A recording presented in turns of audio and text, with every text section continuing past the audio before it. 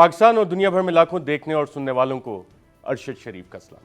ناظرین، حکومت کے 2 سال مکمل ہوئے اور آج 2 سال بعد ہم وزیر اعظم عمران خان صاحب کے ساتھ موجود ہیں اور حکومت کی 2 سالہ کارکردگی، 2 سال میں اچیومنٹس کیا ہوئیں، وزیر اعظم نے کس طرح سے جو چیلنجز ہیں ان کا مقابلہ کیا، اس حوالے سے جانتے ہیں اور آپ کے لیے جو اقدامات لیے ہیں ان کے ثمرات اور اثرات آپ تک کب پہنچیں گے۔ وزیر اعظم عمران خان صاحب، بہت شکریہ پروگرام میں شرکت کرنے کا اور ہمارے لیے آج 2 سال بعد ٹائم نکالنے کا۔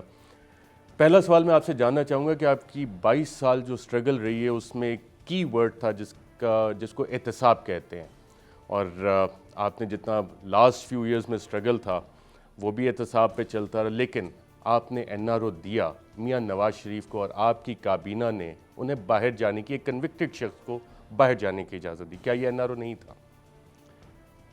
این آر او کے اوپر تو میں بعد میں آتا ہوں، کیونکہ ابھی یہ جو فیٹف کا سارا اسمبلیز میں یہ جو ڈرامہ چلا ہے، اس کے اندر آپ کو پتہ چلے گا کہ اگر کسی حکومت نے بھی سٹینڈ لیا ہے اور اتنی زیادہ بلیک میل کبھی کسی حکومت کو نہیں کیا گیا جو اس موجودہ اپوزیشن نے ہر مرحلے پہ حکومت کو بلیک میل کیا، اور بلیک میل صرف اس لیے کیا ہے کہ وہ ہمارے سے صرف چاہتے تھے کہ ہم این آر او دے دیں، اور یہ فیٹف کا اصل میں کبھی بھی اس طرح بے شرمی سے ایک نیشنل انٹرسٹ کے اگینسٹ اپوزیشن جائے اپنے ذاتی چوری بچانے کے لیے، کبھی بھی نہیں ہوا کسی ڈیموکریسی میں نہیں۔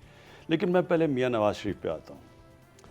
دیکھیں، پرابلم یہ ہے کہ پاکستان کی ایک تاریخ ہے، ہماری تاریخ کے اندر ہم نے کبھی بھی طاقتور کو کبھی بھی قانون میں لانے کی کوشش نہیں کی۔ پاکستان میں 2 قانون رہے ہیں، ایک طاقتور کے لیے، ایک کمزور کے لیے، اور وہ جو فیمس جسٹس منیر کا فیصلہ تھا 1950s میں جب انہوں نے مارشل لاء کو جسٹیفائی کیا، وہ بڑا وہ فیصلہ اس لیے تھا کہ وہ شو کیا کہ مائٹ از رائٹ، کہ جس کے پاس طاقت ہے عدلیہ بھی انہی کے ساتھ جاتی تھی، اور یہ پھر کانسٹنٹلی آیا۔ پھر جنرل ضیاء الحق کے دور میں پھر یہی عدالت کے اندر دیکھا گیا کہ عدالت کانسٹیٹیوشن کے ساتھ نہیں گئی بلکہ طاقت کے ساتھ گئی۔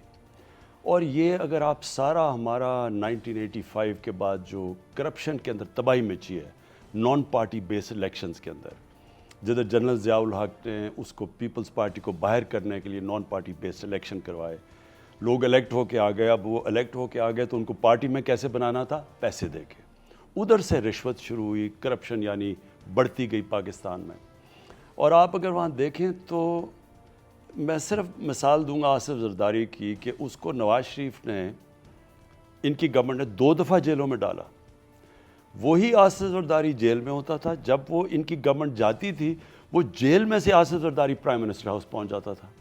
مطلب یہ کہ جو طاقت ہے، جب آپ طاقت میں ہیں تو آپ جو مرضی کر لیں، لیکن جب آپ طاقت سے باہر نکلتے ہیں تب ہی قانون اپلائی کرتا ہے، مطلب کمزور کے لیے۔ یہ جو سارا کیس ہوا ہے میاں نواز شریف کا، یہ ایک معاشرہ کوشش کر رہا ہے کہ طاقتور کو قانون کے نیچے لانے کے لیے۔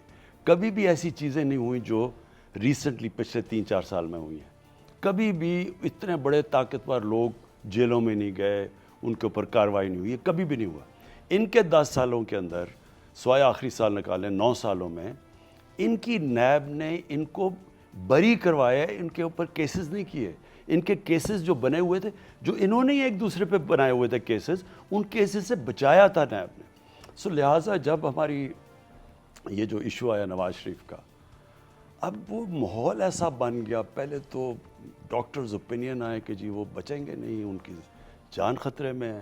6 گھنٹے کیبنٹ نے ڈیبیٹ کیا کہ کیا کریں اگر ان کی اتنی برے حالات ہیں، ہیومینیٹیرین گراؤنڈز پہ بھیجیں یا نہ بھیجیں۔ بڑی ڈیبیٹ چلی، پھر ہم نے ڈاکٹرز اوپینین، انہوں نے آ کے ڈاکٹرز کا پورا کیبنٹ کے سامنے اوپینین رکھا، پھر اوپر سے عدالت نے ہمیں ایک جگہ کہا گیا کہ اگر ان کو کچھ ہو گیا تو وہ ہم ذمہ دار ہوں گے۔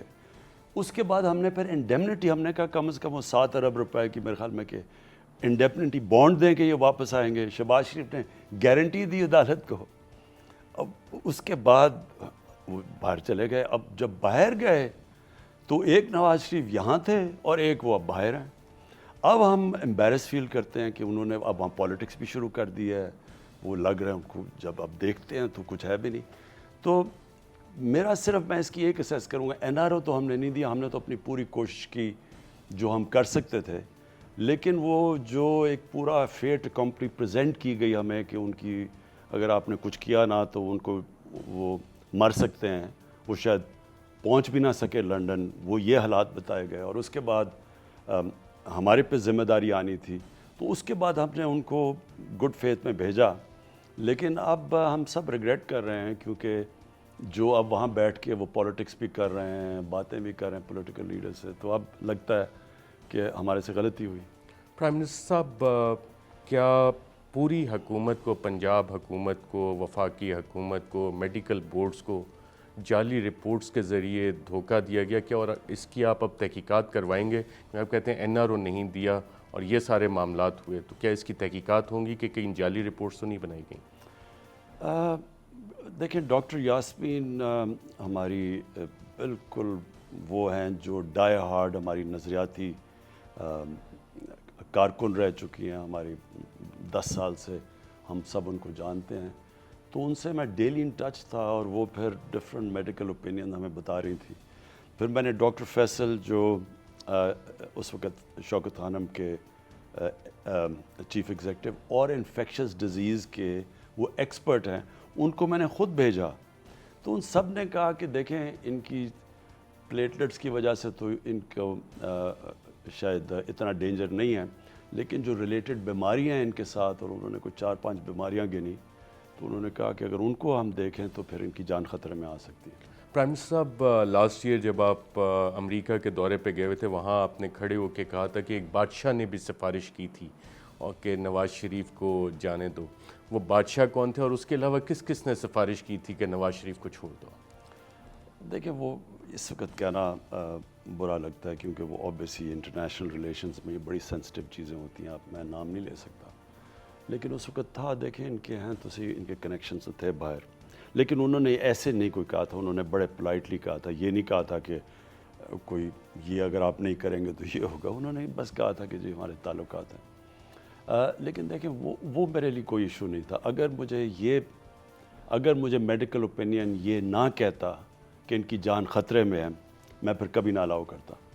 پرائم منسٹر صاحب, آج سے 2 دن پہلے آپ نے کافی اسٹرانگ ایک میسیج دیا, مجھے ٹائم بھی یاد ہے, 9:46 PM آپ کی ٹویٹس آئیں کہ فیٹف کے حوالے سے اپوزیشن این آر او مانگ رہی ہے اور نیب کو بالکل ڈی فینگ کرنا چاہتی ہے, ٹوتھ لیس کرنا چاہتی ہے. تو ایسی کون سی چیز ہے جو اپوزیشن مانگ رہی ہے, کون سا این آر او ہے جو وہ مانگ رہی ہے اور فیٹف پہ ڈیل کرنا چاہ رہی ہے؟ دیکھیں ارشد, یہ بڑا امپورٹنٹ ہے ہمارے دیکھنے والوں کے لیے بھی. یہ فیٹف کی بلیک لسٹ, اگر پاکستان فیٹف میں بلیک لسٹ میں چلا جاتا ہے تو ہمارے ملک کے اوپر کیا اثرات آئیں گے, کیونکہ لوگوں کو ابھی نہیں سمجھ آ رہی. لوگ فیٹف کرتے ہیں, لوگوں کو پتہ نہیں. فیٹف ہے فائنینشیل ایکشن ٹاسک فورس, جس کا مقصد یہ ہے کہ ٹرانسپیرنسی آئے اور اکاؤنٹیبلٹی آئے آپ کی جو پیسہ موو کرتا ہے. اس کے اندر ڈرگ منی بھی ہو سکتی ہے, اس کے اندر فائنینسنگ, ٹیرر فائنینسنگ بھی ہو سکتی ہے, اور اس میں منی لانڈرنگ بھی ہو سکتی ہے. ان کا وہ یہ چاہتے ہیں کہ ٹائٹ کنٹرولز کریں, جس کی وجہ سے ہمیں یہ لیجسلیشن اسمبلی میں لے کے آئے. لیکن لوگوں کو یہ سمجھنا ہے کہ اگر جو گرے لسٹ میں ہم نے انہیرٹ کیا تھا, یعنی گرے لسٹ نون لیگ کے زمانے میں پاکستان گیا تھا, جو ہمیں وراثت میں ملا تھا, اگر پاکستان بلیک لسٹ میں چلا جاتا ہے تو لوگوں کو پتہ چلنا چاہیے اس کے اثرات کیا ہوں گے اس ملک پہ. اس کا مطلب ہوگا کہ ہمارے بینکوں کے, جس طرح ایران کا حال ہے, ساری ڈیلنگز ختم ہو جائیں گی. اس کا مطلب کہ ہمارے ساتھ کوئی انٹرنیشنل فائنینشیل انسٹیٹیوشنز پاکستان سے ڈیل نہیں کریں گی. اس کا ڈائریکٹ مطلب ہوگا کہ ہمارے روپے پہ پریشر پڑے گا اور روپیہ گرے گا, اور جب روپیہ گرے گا اور روپیہ کدھر پہنچے گا, کیونکہ ہمارے پاس تو ریزروز ہی نہیں ہے, فورن کرنسی ریزروز روپے کو بچانے کے لیے. اور جب روپیہ گرے گا کیا ہوگا, بجلی, گیس, تیل سب کچھ مہنگا پاکستان میں. یعنی ابھی لوگ مہنگائی کی بات کر رہے ہیں, اگر ہم بلیک لسٹ میں چلے گئے یا وہ مہنگائی آئے گی, ہماری ساری اکانومی تباہ ہو جائے گی. کیونکہ بڑی مشکلوں سے پہلی اکانومی ایک تباہ ہوئی اکانومی ملی. تباہ کی کیا ڈیفینیشن ہے, ریکارڈ خسارے, انٹرنل خسارہ بھی ریکارڈ, جو کرنٹ اکاؤنٹ ڈیفیسٹ وہ بھی ریکارڈ $20 ارب کا. ادھر سے نکل رہی ہے اکانومی, اور اللہ کا شکر ہے کہ سارے انڈیکیٹرز ہیں صحیح ڈائریکشن پہ جا رہی ہے. اگر یہ اس پہ چلی جاتی ہے تو پاکستان کی تو سارا بالکل یہ ملک کی وہ تباہی ہوگی جو ہندوستان کوشش کر رہا ہے. کون ہمیں کوشش کر رہا ہے کہ پاکستان بلیک لسٹ میں جائے؟ مسلسل 2 سال سے ہندوستان لابی کر رہا ہے انٹرنیشنل کمیونٹی کو کہ پاکستان کو فیٹف کی بلیک لسٹ میں ڈالا جائے. یہ اپوزیشن کو پتہ ہوتے ہوئے اس کے کیا امپلیکیشنز ہیں؟ یہ کیا کہہ رہے ہیں کہ ہمیں 2 کام کر دو. اپوزیشن کو یہ جو منی لانڈرنگ ہے اس میں سے قانون فیٹف میں سے نکال دو, اور دوسرا نیب, انہوں نے نیب کے 34 شکیں پیش کی ہیں, جو ٹوٹل 38 شکیں ہیں نیب کی, اس میں سے 34 انہوں نے امینڈمنٹس پیش کی ہیں, جس کا مطلب کہ نیب کی قبر دبا کے اس کو دفنا دیا جائے. یعنی ہمیں اکاؤنٹیبلٹی سے بھی بچا لیں, ہمیں منی لانڈرنگ سے بھی بچا لیں. اپنی چوری, پہلے انہوں نے نقصان کیا پاکستان کو چوری کر کے, پیسے یہاں سے چوری کر کے, سب لگے ہوئے تھے منی لانڈرنگ میں, یہاں سے چوری کر کے پیسہ باہر. آج تک نواز شریف ایک ڈاکیومنٹ نہیں دے سکا کہ ان کے بچوں کی اربوں روپے کی پراپرٹی باہر ہے. مریم نواز اس میں بینیفیشری اونر ہے, جو کہ جے آئی ٹی کی رپورٹ آئی ہے. یہ 4 مے فیئر سب سے مہنگی لنڈن کے اندر جو جگہ ہے اس کی اپارٹمنٹس 4 ہے, اربوں روپے کی ہے. ایک بیٹا کوئی 8-9 ارب روپے کے گھر میں رہتا ہے. ان کے پاس اربوں روپے کی پراپرٹیز ہیں. ایک ڈاکیومنٹ نہیں بتا سکے کہ پیسہ باہر گیا کیسے. اور وہ ان کی سب سے بڑی کیا چیز ہے کہ کسی نہ کسی طرح یہ استعمال کریں, بلیک میل کریں. اور اس سے نہیں, صرف فیٹف سے نہیں, انہوں نے پہلے اکانومی کے اوپر آتے ساتھ ہی افراتفری مچا دی. پتہ تھا کہ اکانومی کا کیا سچویشن ہے. انہوں نے ہمیں کشمیر ایشو کے اوپر وہ سارے ہم کشمیر ایشو اٹھا رہے ہیں, سارے کنٹینر پر چڑھ گئے کہ جو گورنمنٹ کو گرانا چاہیے. کوئی کہتا ہے اسلام خطرے میں ڈال رہا ہے, کوئی کہتا ہے کہ اکانومی ہے, کوئی کہتا ہے مہنگائی ہے. 1 پوائنٹ ایجنڈا تب. پھر جب کووڈ ہوا, شہباز شریف جناب وہ ماسک پہن کے کمپیوٹر کے سامنے بھاگے لنڈن سے آئے, کیونکہ انہوں نے پتا تھا کہ یا کووڈ سے لوگ مرنے شروع ہو جائیں گے, اگر ہم ادھر سے بچائیں گے تو بھوک سے لوگ مرنے شروع ہو جائیں گے. تو ون ون سچویشن تھا.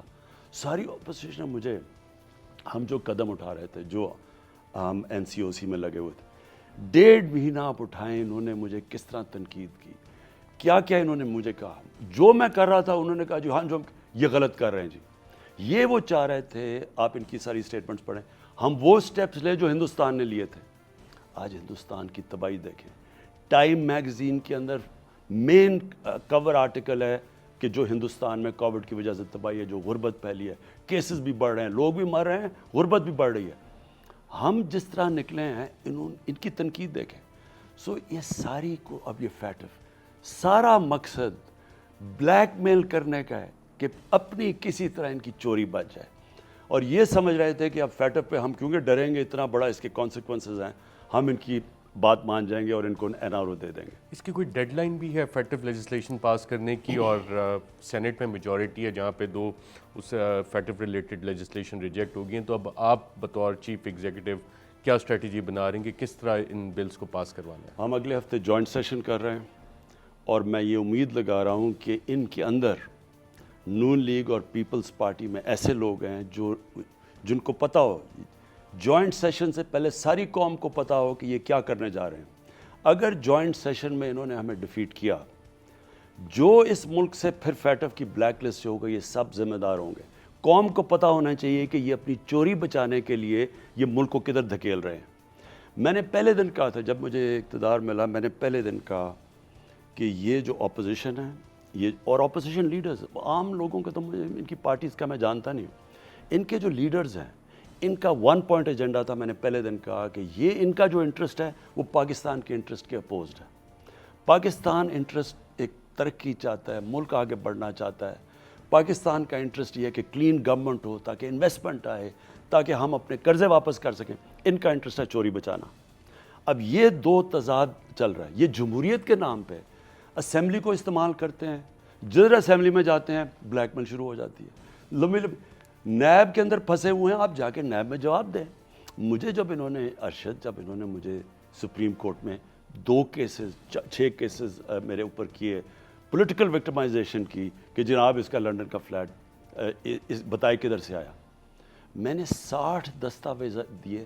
میں حلال کا پیسہ باہر کی کمائی کر کے پاکستان لے کے آ رہا ہوں. میں ان کو 60 ڈاکیومنٹس دی. میں نے کہا ایک بھی غلط ہوئی تو میں پالیٹکس چھوڑ دوں گا. انہوں نے ابھی تک 2 ڈاکیومنٹس دیے, 3 ڈاکیومنٹ. ایک دستاویزات دی نواز شریف نے اسمبلی میں, وہ فراڈ. ایک اس نے قطری خط لے کے آیا, وہ فیک اور فراڈ. ایک وہ کلیبری فالٹ پیش کیا, وہ فراڈ. ان کے پاس ایک ڈاکیومنٹ نہیں ہے کیونکہ انہوں نے چوری کر کے پیسہ باہر لے کے گئے ہیں. اب ان کو صرف اور صرف 1 پوائنٹ ایجنڈا پہ اپنی ساری ملک کی ڈیموکریسی کو ہاسٹیج رکھا ہوا ہے. کہ پرائم منسٹر صاحب, آپ نے جوائنٹ سیشن کی بات کی, جو منی لانڈرنگ کی کلازز ہیں اور نیب میں ترامیم کیے بغیر آپ لیجسلیشن جوائنٹ سیشن سے پاس کروا لیں گے؟ میری کوشش ہوگی اس لیے, اور ہم پہلے پورے لوگوں کو بتائیں گے, قوم کو اور ان کے سارے ممبر آف پارلیمنٹس کو یہ ہم آگاہ کریں گے کہ اگر آپ اس کو ریجیکٹ کریں گے تو آپ کو پتہ ہونا چاہیے کہ آپ ہندوستان کے ساتھ کھڑے ہیں. آپ وہی کر رہے ہیں ہندوستان جو کر رہے ہیں پاکستان کو بلیک لسٹ میں ڈالنے کے لیے. تو جتنا ہندوستان ہمارے سے دوست ہے اتنی دوستی آپ کریں گے. اپوزیشن کا دعویٰ ہے کہ جو احتسابی عمل ہے وہ وچ ہنٹ ہے. اعلیٰ عدالتوں کی بھی ججمنٹس آئیں کہ lop sided process of accountability use for political engineering, اور آپ کی حکومت چاہتی ہے کہ احتساب ہو. شہباز شریف صاحب کے بھی, ان کے خاندان کی جو ٹیٹیز سامنے آئی ہیں, زرداری صاحب کے بھی کیسز چل رہے ہیں, لیکن اکثر لوگ دیکھتے ہیں کہ عدالتوں سے کافی سارا ریلیف ان کو مل جاتا ہے, اور lop sided accountability, political witch hunt, political engineering, یہ الزامات آتے ہیں, اور ساتھ کہتے ہیں کہ وزیر اعظم صاحب خود بیٹھ کے ہمارے خلاف یہ ساری کارروائیاں پلان کریں. کیا واقعی ایسا ہے یا انڈیپینڈنٹلی ہو رہی ہیں یہ چیزیں؟ ارشد, پہلے یہ ریئلائز کر لیں کہ ساری نیب ان کے دور پہ بنی ہوئی ہے.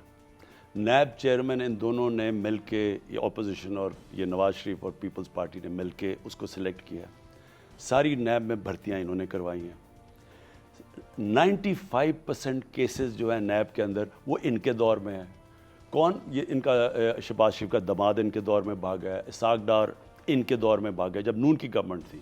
کیسز ان کے سارا جو ان کے جتنے سعد رفیق جتنے بھی کیسز ہیں, وہ جو خاقان عباسی, اس کے ایسے ان کے دور کے کیس بنے ہوئے ہیں. ہم نے تو نہیں کیس ہمارے دور میں صرف ایک کیس بنا ہے, وہ شہباز شریف کی ٹی کیسز ہیں.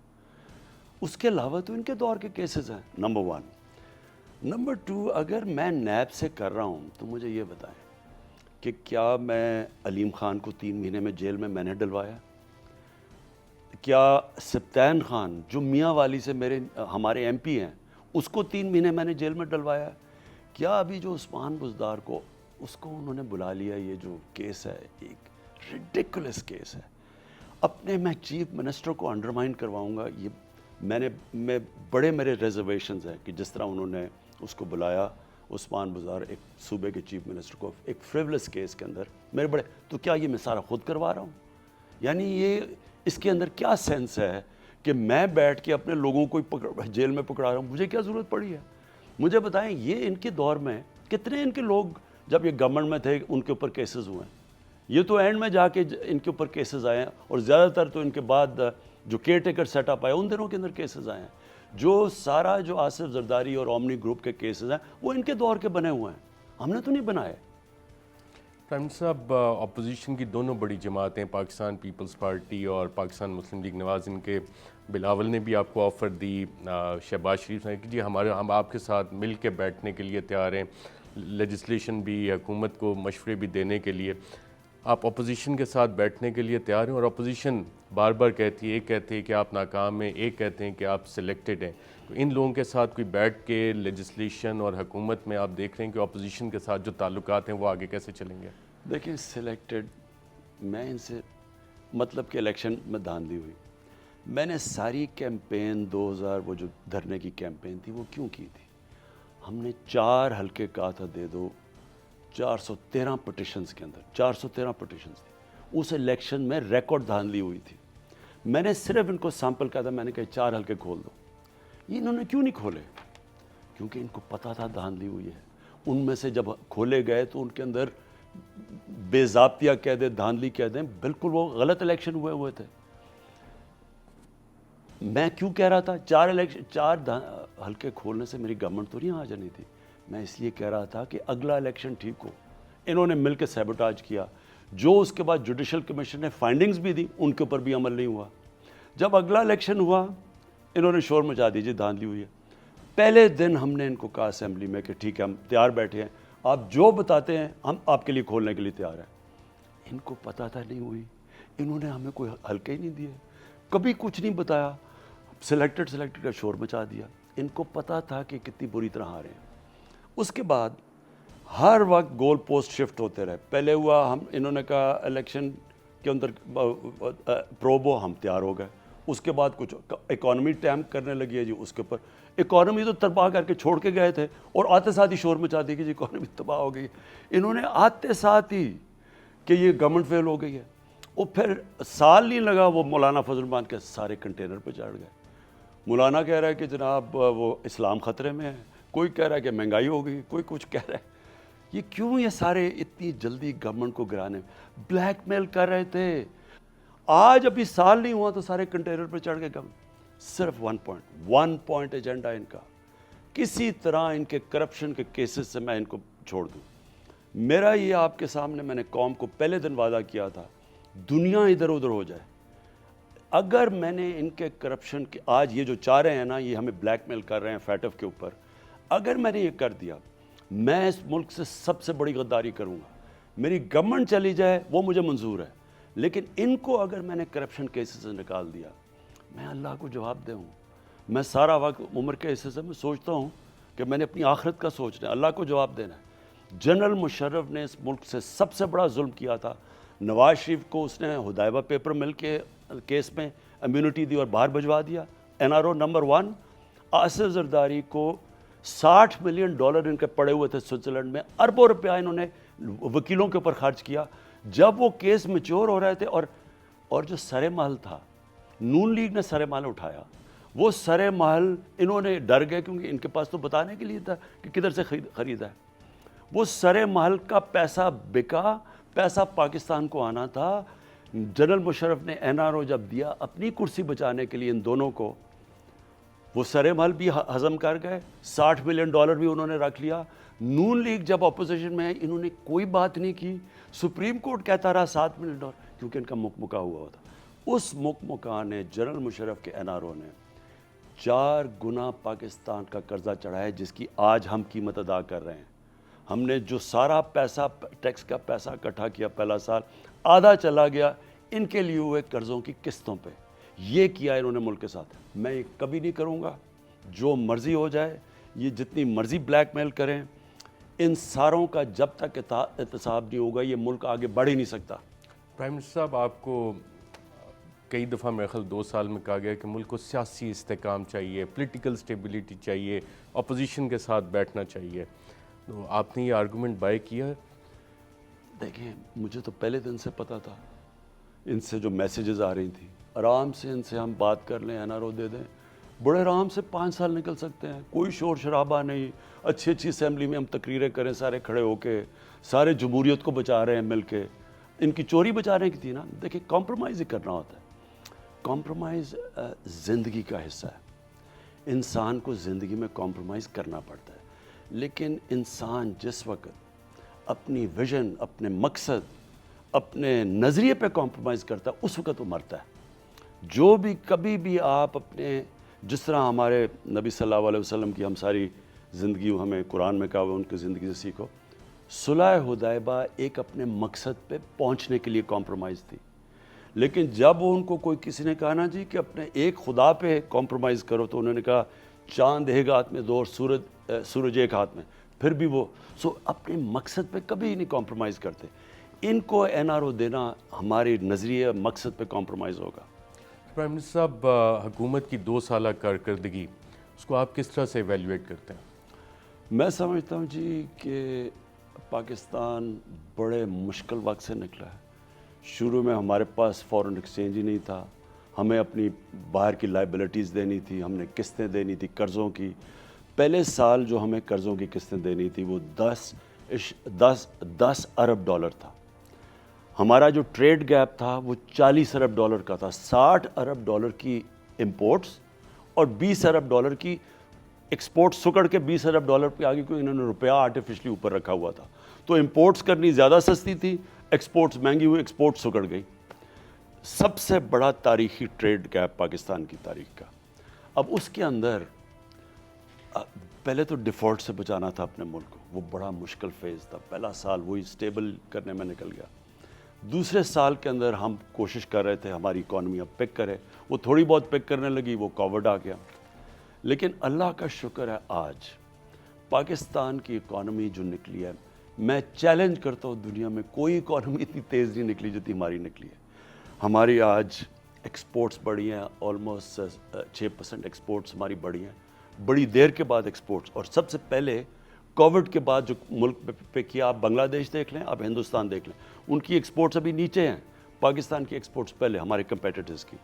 ہماری آج جو ریونیو یعنی ان ایکسپیکٹڈ کہ کووڈ میں ساری دنیا کے ریونیوز ہٹ ہوئے ہیں, ہمارا ریونیو جو جولائی میں تھا جو ایکسپیکٹ کر رہے تھے اس سے زیادہ ہوا ہے. اس وقت ہماری اسٹاک مارکیٹ اوپر کیوں جا رہی ہے؟ لوگوں کو ہوپ نظر آ رہا ہے. ہمارے کنسٹرکشن پیکج کی وجہ سے سیمنٹ کی سیلز اوپر جا رہی ہیں, گاڑیوں کی سیلز بڑھی ہیں, موٹر سائیکلز کی سیلز بڑھی ہیں. جو پاکستان کا جو ڈائریکشن ہے لوگوں کو پہلی دفعہ امید نظر آ رہی ہے. سو اس لیے پاکستان اب صحیح ڈائریکشن کے اوپر لگا ہے مشکل 2 سال کی سٹرگل کے بعد. پرائم منسٹر آپ نے کنسٹرکشن پیکج کی بات کی اور غریب لوگوں کو آپ نے 50 لاکھ گھروں کا وعدہ بھی کیا تھا. حکومت نے آ کے انیشیٹو بھی لیا تھا, فارمز وغیرہ بھی تھے, اور میں خیال کوئی 250 روپے کے فارمز لوگوں نے کافی سارے جمع بھی کروائے تھے. وہ سوال کرتے ہیں کہ جی ہمیں یہ سستے گھر جن کا وعدہ تھا کب تک ملیں گے؟ یہ جو پیکج ہے سارا کنسٹرکشن کا, دیکھیں یہ آپ کے لیے انڈرسٹینڈ کرنا ارشد, پاکستان کے اندر جو ہمیں مسئلے آئے ہیں نا سب سے زیادہ, کیونکہ ہم نے تو پہلی دفعہ حکومت میں لیا ہے, اس کے اندر جو ہماری اکانومی ہے نا اس کے اندر اتنی رکاوٹیں ہم نے پیدا کر دی ہیں. ایک عام آدمی کے لیے بزنس کرنا اتنا مشکل ہم نے کر دیا ہے, انویسٹمنٹ کرنا اتنا مشکل, کنسٹرکشن کرنا اتنا مشکل. اب یہ کنسٹرکشن کے اندر سب سے بڑی رکاوٹ کیا آئی ہوئی؟ ساری دنیا کے اندر آپ ایک کوئی کیش پہ تو گھر لیتا ہی نہیں ہے. امریکہ میں 80% ہوتا ہے مورگیج فائنینسنگ, یعنی گھر کی آپ بینک سے فائنینس کرتے ہیں. برطانیہ میں بھی 80% ہے, یورپ میں اتنا ہے, ملیشیا میں 30% ہے. ہندوستان بھی جدھر ہماری طرح کے مسئلے تھے وہ بھی 10% پہ پہنچ گیا. پاکستان میں 0.2% ہے ہاؤس فائنینسنگ کے لیے. آپ کے پاس کیش ہے تو آپ گھر لے سکتے ہیں, کیش نہیں آپ گھر نہیں لے سکتے. وہ جو بینک سے فائنینسنگ کرانی ہے وہ ناممکن ہے. اس کے لیے ہم کوشش کرتے رہے. اس کے لیے سب سے پہلے رکاوٹ عدالت میں کیس پھنسا ہوا تھا فور کلوجر لاء کا, وہ ہم اب نومبر 2018 سے لگے ہوئے ہیں. وہ فائنلی اب جا کے انشاءاللہ سپریم کورٹ سے کلیئر ہوگا, ہماری امید ہے اگلے مہینے سپٹمبر میں. وہ جب تک کلیئر نہیں ہوتا بینک فائنینس ہی نہیں کرتے. اب ہمارا جو مطلب تھا مثلا جو تنخواہ دار لوگ ہیں, جو گورنمنٹ امپلائیز ہیں, جن کے پاس بھی سیلری ہے, جن کے پاس کیش نہیں ہے گھر لینے کے لیے, ایک ان کے پہلے رکاوٹ بنی ہوئی تھی کیونکہ ہم جب IMF کے پاس گئے انہوں نے انٹرسٹ ریٹ, انہوں نے ظاہر ہے جب آپ اکانومی کو سکویز کرتے ہیں انٹرسٹ اوپر لے گئے. انٹرسٹ ریٹ ہم اب نیچے لے کے آئے ہیں.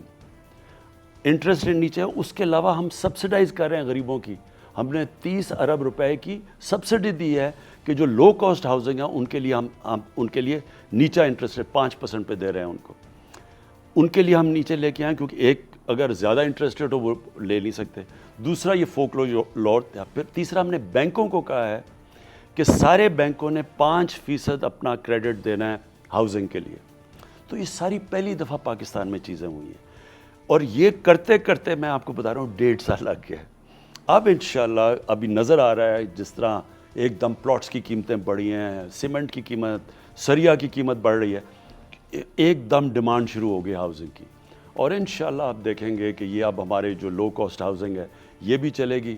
اس کے علاوہ جو بہت بڑے 2 ہم نے میگا پروجیکٹ شروع کیے ہیں پاکستان کی تاریخ میں. اسلام آباد کے بعد اب دوسرا جو نیا شہر بن رہا ہے وہ انشاءاللہ لاہور کی راوی سٹی پہ, یہ بھی سال سے لگے ہوئے تھے ادھر پہنچنے کے لیے کیونکہ اس میں بڑی رکاوٹیں تھیں.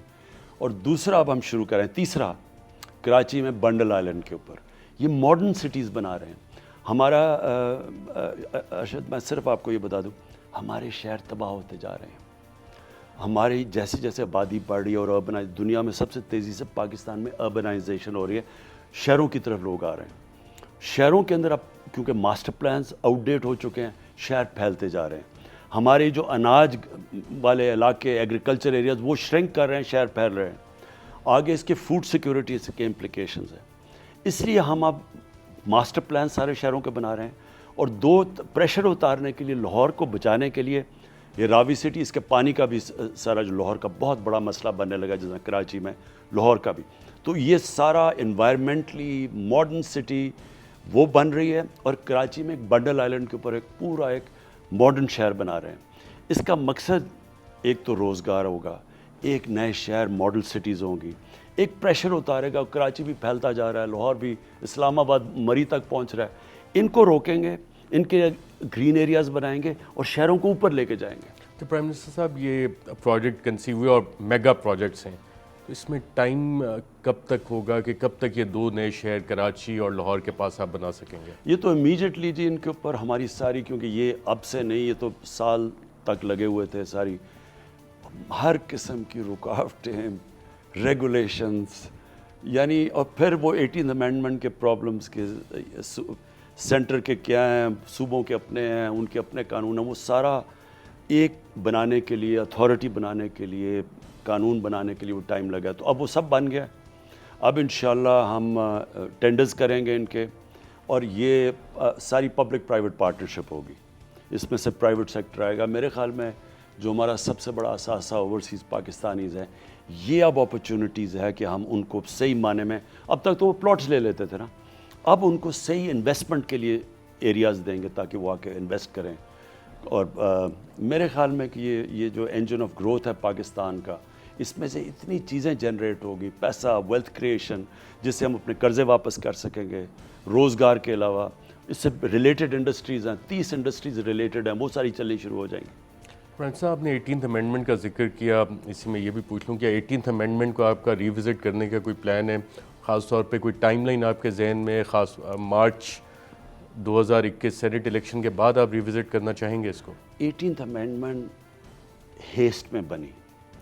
اس کا جو بنیادی چیز ہے وہ تو بالکل ٹھیک ہے, پاور ڈیوالو ہونی چاہیے. سینٹرلائز پاور سے نہیں چل سکتا, ایک فیڈریشن نہیں چل سکتی. تو سینٹر سے صوبوں میں جانی چاہیے پاور, لیکن صوبوں سے نیچے جانی چاہیے لوکل گورنمنٹ میں, جو نہیں گئی, جو صرف کے پی میں گئی تھی. اس بار ہی ہم انشاءاللہ پنجاب میں اور کے پی میں جو ہمارے نیچے ہیں, زبردست لوکل گورنمنٹ سسٹم لے کے آ رہے ہیں. پاکستان کی تاریخ کا بیسٹ سسٹم ہے.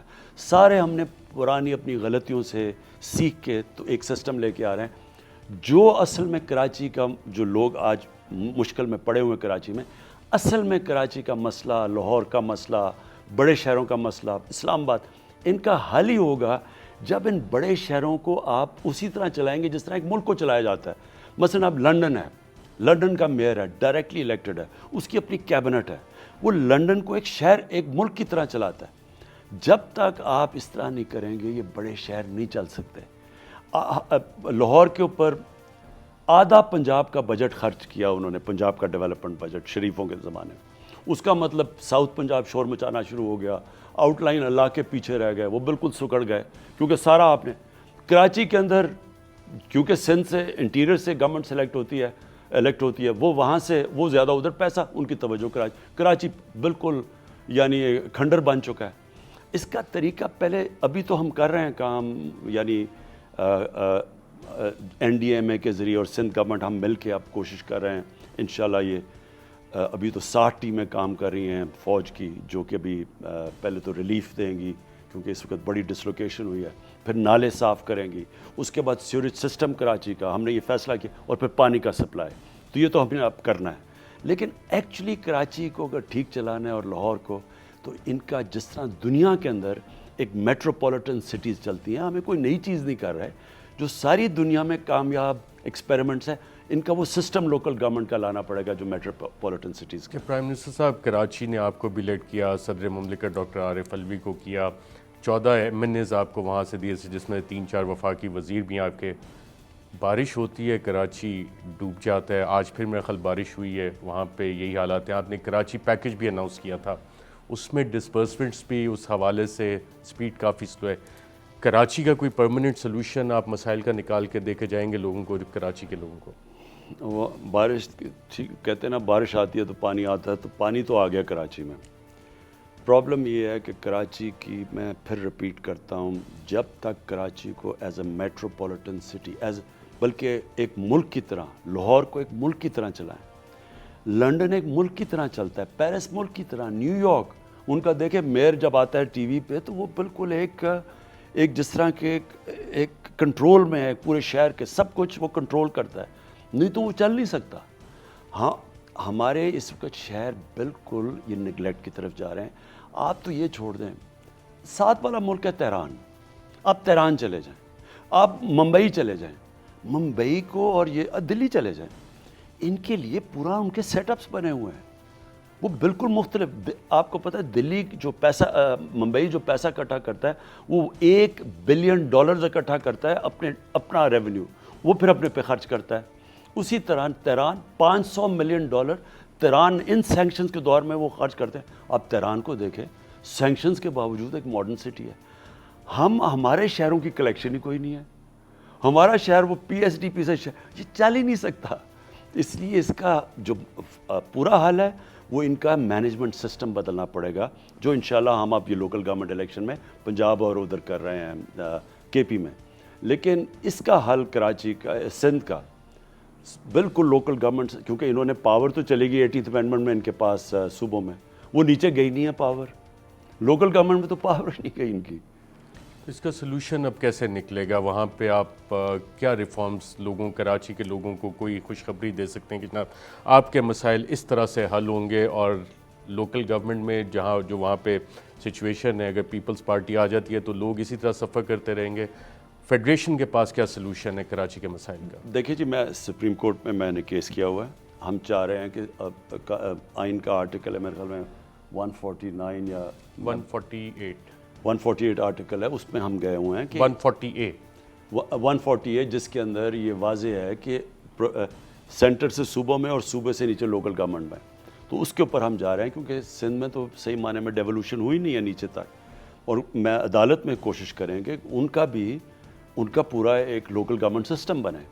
یہ تو ابھی کوشش کر رہے ہیں, لیکن انشاءاللہ جب بھی الیکشن ہوگا میرے خیال میں ہم سندھ بھی ایک چینج کے لیے تیار ہے, اور ہم پوری کوشش کریں گے سندھ میں ہم بھرپور طریقے سے الیکشن لڑیں. اور تب تک یہ جو دو کے پی میں اور جو پنجاب میں لوکل گورنمنٹ سسٹم سندھ کے لوگ دیکھیں گے کامیاب ہوتے ہوئے. اصل میں حل یہی ہے, اور وہ جب دیکھیں گے تو وہاں ویسی پریشر پڑ جائے گا لوگوں کو کہ وہی سسٹم ان کو چاہیے. اچھا پرائم صاحب, آئی ایم ایف کا پروگرام اور اس کی جو کنڈیشنلٹیز ہوتی ہیں, پاکستان دوبارہ بھی آئی ایم ایف پروگرام میں جا رہا ہے, اور اس میں جائیں گے تو بجلی کی قیمتیں دوبارہ بڑھنی ہیں, گیس کی قیمتیں بڑھنی ہیں. Are you prepared for that? دیکھیے پہلے ہم کلیئر ہو جائیں کہ آئی ایم ایف پہ ہم جاتے کیوں ہیں. آئی ایم ایف میں اس لیے ہم جاتے ہیں کہ ہمارے جو فارن کرنسی ریزروز ہیں وہ ختم ہو جاتے ہیں, ہمارے پاس کیپبلٹی نہیں ہوتی کہ اپنی ایکسٹرنل لائبلٹیز جو ہم نے باہر سے پیسے لیے ہوئے ہیں قرضے, اب $10 ارب ہم نے دینے تھے پہلے سال میں, $10 ارب دینے تھے, $40 ارب کا خسارہ ٹریڈ کا, $20 ارب کا کرنٹ اکاؤنٹ ڈیفیسٹ, اوپر سے $10 ارب باہر دینے تھے. تو اگر آئی ایم ایف نہ آتا, اور آئی ایم ایف جب آیا تو باقی ملٹی لیٹرز نے پھر پاکستان کو انہوں نے بھی فنڈنگ کی, وہ نہ دیتے ہم ڈیفالٹ کر گئے تھے, تو وہ مجبوری میں ہم جاتے ہیں. تو جب آئی ایم ایف آپ کو پیسے دیتا ہے تو وہ پھر پوچھتا ہے کہ میں آپ کو قرضے دے رہا ہوں, آپ یہ قرضہ واپس کیسے کریں گے, تو آپ اپنی آمدنی کیسے بڑھائیں گے؟ وہ کہتے ہیں ٹیکس لگا دو آمدنی بڑھانے کے لیے. آپ خرچے کیسے کم کریں گے, کیا کیا چیزیں کم کریں گے؟ جب آپ خرچے کم کرتے ہیں وہ سبسڈیز پہ آتے ہیں, لوگوں کو تکلیف ہوتی ہے, ملک مشکل میں آتا ہے, اور وہ پھر کیمرہ وہ مائک لے جاتا ہے, اچھا جی بتائیں کدھر ہے نیا پاکستان, وہ کہتے ہیں جی بڑے مشکل ہے جگہ, مہنگائی ہوگی. مہنگائی تو ہونی ہے جب ایک گھر کے اندر آپ نے گھر کو مقروض کر کے رکھ دیا, اوپر کرایہ دار آ رہے ہیں, باہر آ رہے ہیں کوئی پیسے مانگنے کے لیے, جی ہمیں آپ نے پیسے دینے ہیں, تو وہ کیا گھر کرے گا؟ وہ پہلے قرضہ لے گا تاکہ ان کو تھوڑے سے دے, پھر آمدنی بڑھانے کی کوشش کرے گا اور اپنے خرچے کم کرے گا. یعنی گھر ایک مشکل وقت سے گزرے گا. تو اس مشکل وقت میں گھر کے لوگوں کے پاس جائے, جی کیا حالات ہیں, وہ کہیں جی دیکھیں میرے کپڑے پڑے ہوئے ہیں, ہمارے پاس پیسے نہیں ہیں کپڑے لینے کے لیے, وہ کیا جی ہمارا کھانا اب اچھا نہیں آ رہا کیونکہ ہمارے پاس پیسے. تو ایک مشکل وقت سے گزرتا ہے. کوئی بھی ملک دنیا کے اندر مجھے کوئی ملک بتائیں جس کے اندر اس طرح کے حالات ہو، ایک مقروض ہو جائے، جس کے اندر ادارے تباہ ہو جائیں اور آپ کہیں جی اچھا نئی گورنمنٹ آئی ہے، سوئچ آن ہو گیا، اب نیا پاکستان آ گیا. یہ ایک مسلسل جد و جہد ہے. آپ ایک ادارہ بھی ٹھیک کریں، مثلا ہم نے پی آئی اے بھی ٹھیک کرنا ہے. پی آئی اے کے اوپر 400 ارب روپے کا قرضہ چڑھا ہوا ہے. 400 ارب روپے کی کنسالیڈیٹڈ ڈیٹ ہے. اب پی آئی اے کو ہم نے یہ کووڈ سے پہلے اس کا جو کرنٹ تھا، جو اس کے رننگ کاسٹ تھے، وہ تو ہم نے میٹ کر لیے. ہمارا تو وہ بیلنس ہو گیا. جس طرح ہمارا آج اگر آپ پرائمری بیلنس کہیں پاکستان کا کہ ہمارے خرچے اور آمدنی، ہمارا پرائمری بیلنس تو سرپلس میں ہے. ہم پھنس جاتے ہیں کیونکہ ہم نے قرضوں کی قسطیں دینی ہیں. اسی طرح ہمارا جو کرنٹ اکاؤنٹ ڈیفیسٹ تھا وہ اس باری جولائی کے مہینے میں $400 ملین کا سرپلس میں چلا گیا ہے. ہم پھنستے کدھر ہیں؟ 100 ارب ڈالر کا جو قرضہ تھا اس کے اوپر جو قسطیں دینی ہیں وہ ہمارے اوپر بوجھ بنا ہوا ہے. بجلی کے اندر، گیس کے اندر اگر ہمیں یہ قرضے نہ دینے پڑے جو انہوں نے مہنگے پاور جنریشن کے پلانٹس لگائے ہوئے ہیں. اب بجلی بن رہی ہے جناب 17 روپے کی ایوریج پہ، کوئی سستی ہے کوئی مہنگی ہے، لیکن ایوریج بجلی کی جنریشن ہے 17 روپے کی. لوگوں کو ہم بیچ رہے ہیں 14 روپے کی. 3 روپے کا بیچ میں فرق ہے. اب وہ ہم آگے بجلی اتنی مہنگی ہے، ہم وہ پورا کرنے کے لیے اگر بجلی بڑھاتے ہیں لوگ شور مچا دیتے ہیں. انڈسٹری کو مشکل پڑ جاتی ہے. انڈسٹری کہتی ہے ہم مقابلہ نہیں کر سکتے. اگر بجلی نہیں بڑھاتے تو وہ 3 روپے چلے جاتے ہیں سرکولر ڈیٹ پہ، وہ قرضے بڑھتے جا رہے ہیں. ہم نے تو نہیں یہ کانٹریکٹ سائن کیے. ہم نے تو جو ابھی کانٹریکٹ سائن کیے ہیں یہ ونڈ پاور کے، ہمارے تو سستے 6 سینٹ کے کانٹریکٹ ہے، 5 سینٹ کے کانٹریکٹ سائن کیے ہیں جو ہم پھنسے ہوئے ہیں ان کے کانٹریکٹ. اسی طرح گیس، اب گیس پاکستان میں نیچے جا رہی ہے، ہماری اپنی گیس نیچے جا رہی ہے، انہوں نے کنویں کھود ہے. جو کانٹریکٹ سائن کیا ہے انٹرنیشنل، اس سے آج آدھی قیمت کی ہم نے گیس لی ہے، لیکن 15 سال کا کانٹریکٹ سائن کر لیا ہے.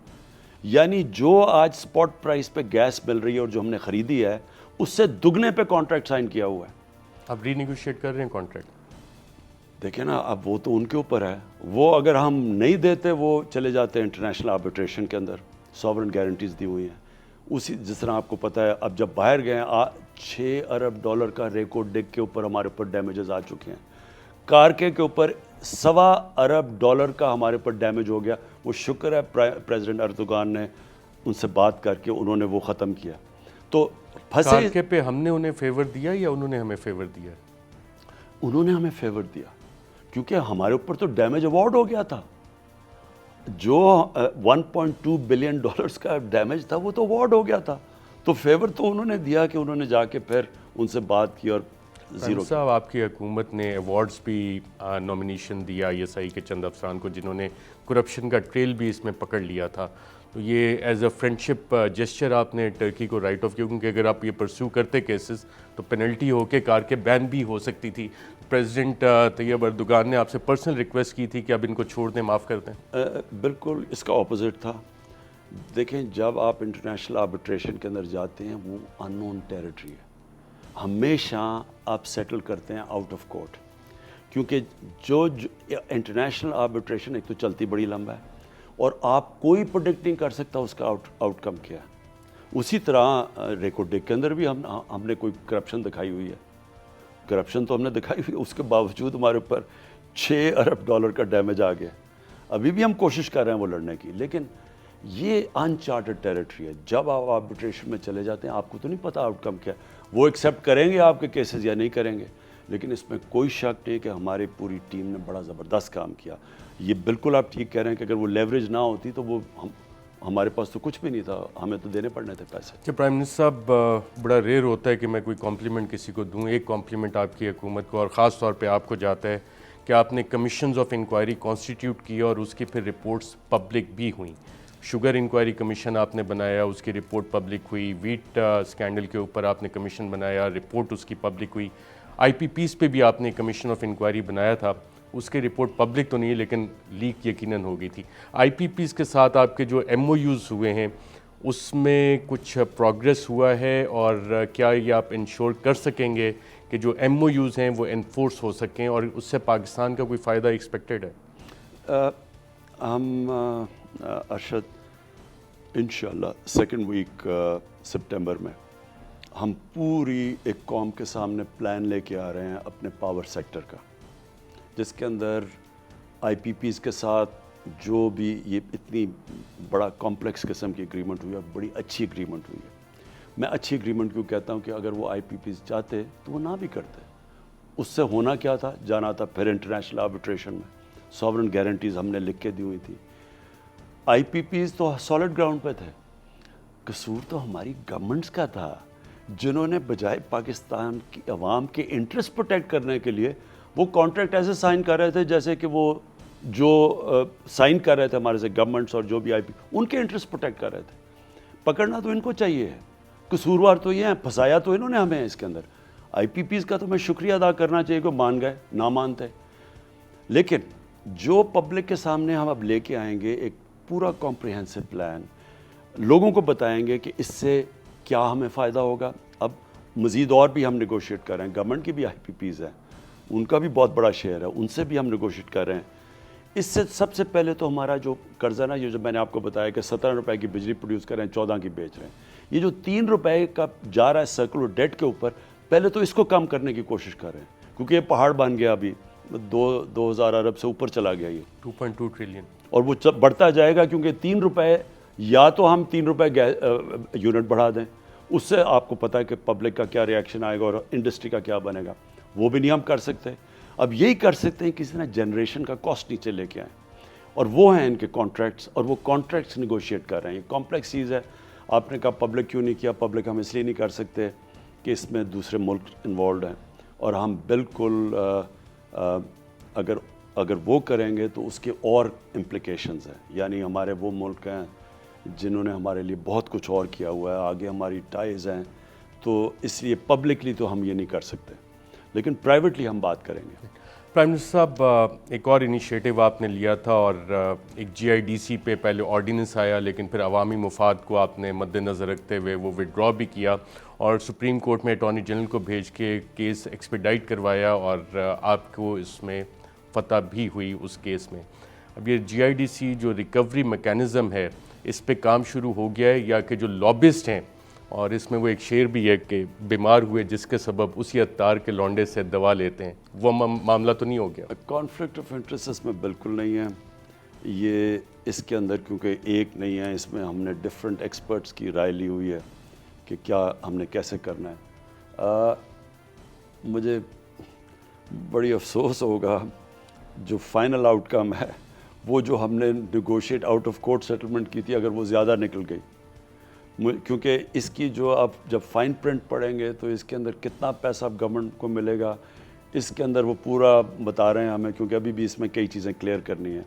हो तो गई है हमारी जीत, लेकिन इसके अंदर कई और जिस तरह मैं फाइन प्रिंट के अंदर कई ऐसी चीज़ें निकल रही हैं कि हम अब एवेल्यूएट कर रहे हैं कि क्या हम वो पहले जो हमने आउट ऑफ कोर्ट सेटलमेंट की थी वो बेहतर थी, या ये जो कोर्ट से सेटलमेंट लिए ये बेहतर है। प्रेजेंटेशन नदीम बाबर साहब ने तो नहीं दिया आपको? नदीम बाबर के अलावा भी देखें, इसमें जो शुरू में नेगोशिएट किया था वो असद उमर ने किया था।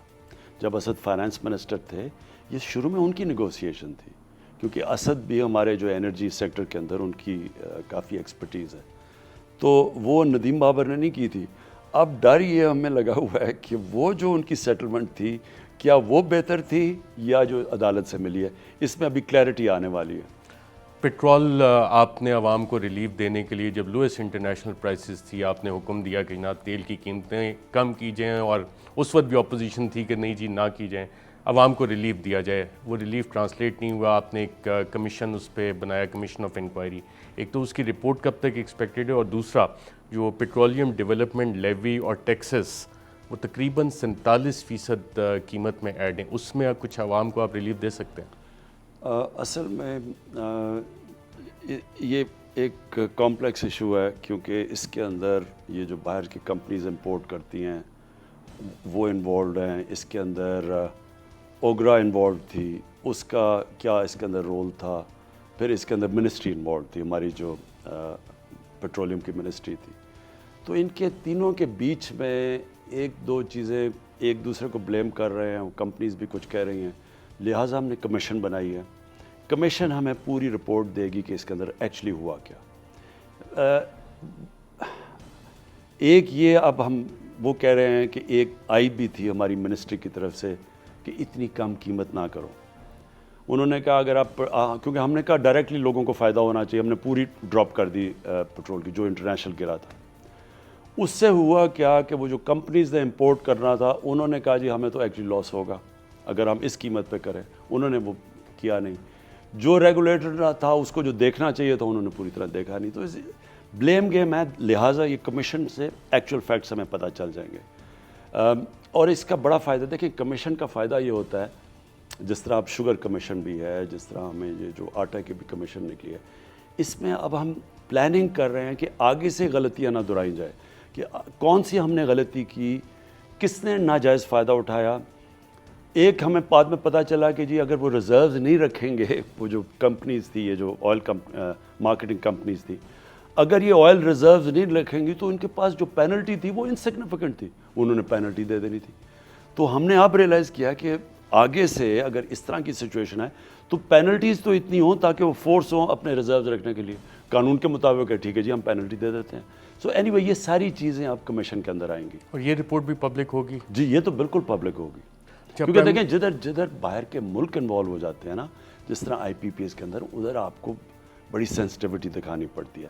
لیکن اس میں تو آئل کمپنیز, مارکیٹنگ کمپنیز ہیں, پاکستان کی منسٹری ہے, اوگرا ہے, پتہ چل جائے گا کہ کس کا کیا غلط. پرائم منسٹر صاحب, آپ ہمیشہ ایلیٹ کیپچر کی بات کرتے رہے ہیں, کانفلکٹ آف انٹرسٹ کے حوالے سے. I think you are one of the few politicians جس نے بڑا پہلے دن سے 2011 آنورڈ آپ کی متعدد سپیچز ہیں کہ کانفلکٹ آف انٹرسٹ نہیں ہونا چاہیے. جب آپ اپنی کابینہ میں نظر ڈالتے ہیں, اب آپ کے پاس آئی پی پی کمیشن رپورٹ آپ کے پاس آ گئی, شوگر انکوائری کمیشن رپورٹ آپ کے پاس آ گئی, پیٹرول والی بھی یقیناً آ رہی ہے آپ کے پاس, انفارمیشن آپ کے پاس ہے, جی آئی ڈی سی والا جو کیس ہوا جس میں جو لوگ آپ کو پریزنٹیشنز دیتے رہے, یہ وہ لوگ تھے جن کے اپنے کانفلکٹ آف انٹرسٹ ہیں, جن کی اپنی کمپنیز ہیں, اور وہی کابینہ میں بیٹھے ہیں, جس پہ وفاقی وزراء نے بھی غالباً سوالات آپ کی کابینہ کے میٹنگ میں اٹھائے.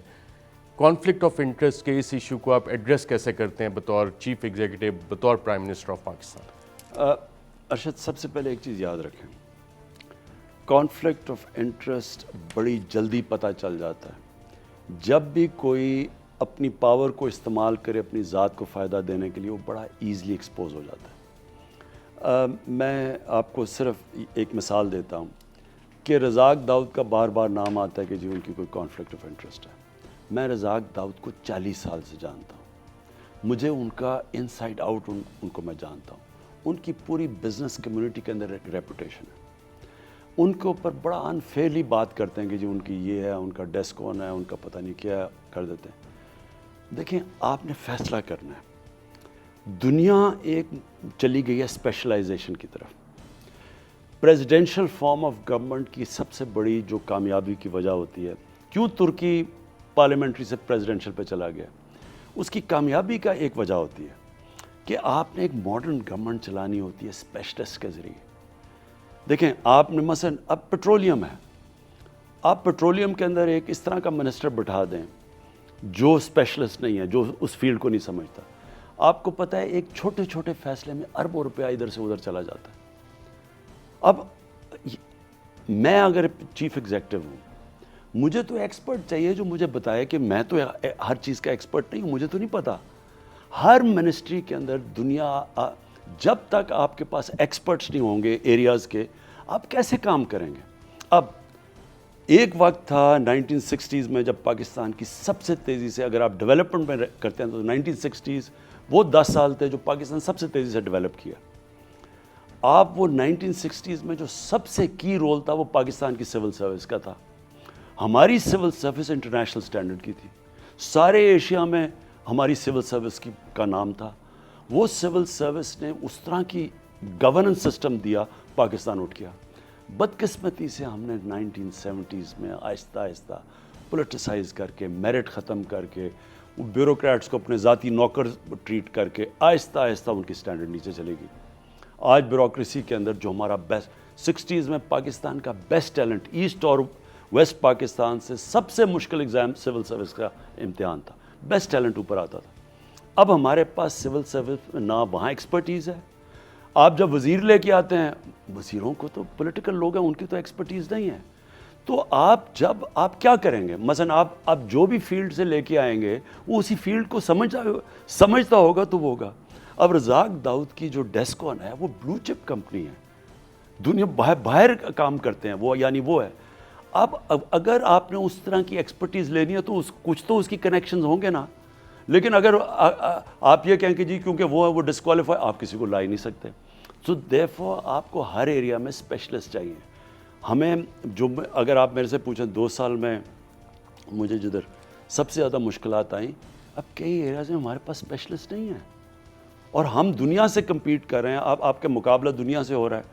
اب اگر دنیا نے اپنے آپ کو اسپیشلائزیشن کی طرف لے گئے اور آپ نہیں لے کے گئے, ان کے ادارے آپ سے بہتر ہوتے گئے, تو آپ پیچھے رہ جائیں گے, وہ آگے چلے جائیں گے. اچھا پرائم منسٹر صاحب, آپ نے ایک انسٹیٹیوشنل ریفارمز کا پروسیس بھی شروع کیا تھا جس میں بیوروکریٹک ریفارمز بھی تھے, جوڈیشل ریفارمز اس کا حصہ ہے, پولیس ریفارمز اس کا حصہ ہے. یہ ایک تو ریفارمز ان پیپر شروع ہو گئے ہیں اور امپلیمنٹیشن کی طرف ہم انہیں جاتا دیکھیں گے. اور آپ کے جتنے انیشیٹوز ہیں, کیا اس میں بیوروکریسی نے آپ کے ساتھ کوآپریٹ کیا ہے اسے امپلیمنٹ کرنے میں, یا بیوروکریسی خود ایک بہت بڑا ہرڈل رہی ہے 2 سال میں؟ دیکھیں, بیوروکریسی نے تو کوآپریٹ, جو ڈاکٹر عشرت ہیں انہوں نے بیوروکریسی کی ریفارمز کے اوپر پوری تیاری, بڑی اچھی چیزیں سامنے لے کے آئے ہوئے ہیں. ان کی امپلیمنٹیشن فیزز میں ہو رہی ہے, کئی قانون چینج کرتے جا رہے ہیں, کئی جگہ پہ ریزسٹنس آتی ہے, ہر جگہ سٹیٹس کو ریزسٹ کرتا ہے, یہ اس میں کوئی شک نہیں ہے. لیکن ہمیں اتنی زیادہ اس وقت بیوروکریسی ریزسٹنٹ نہیں ہے.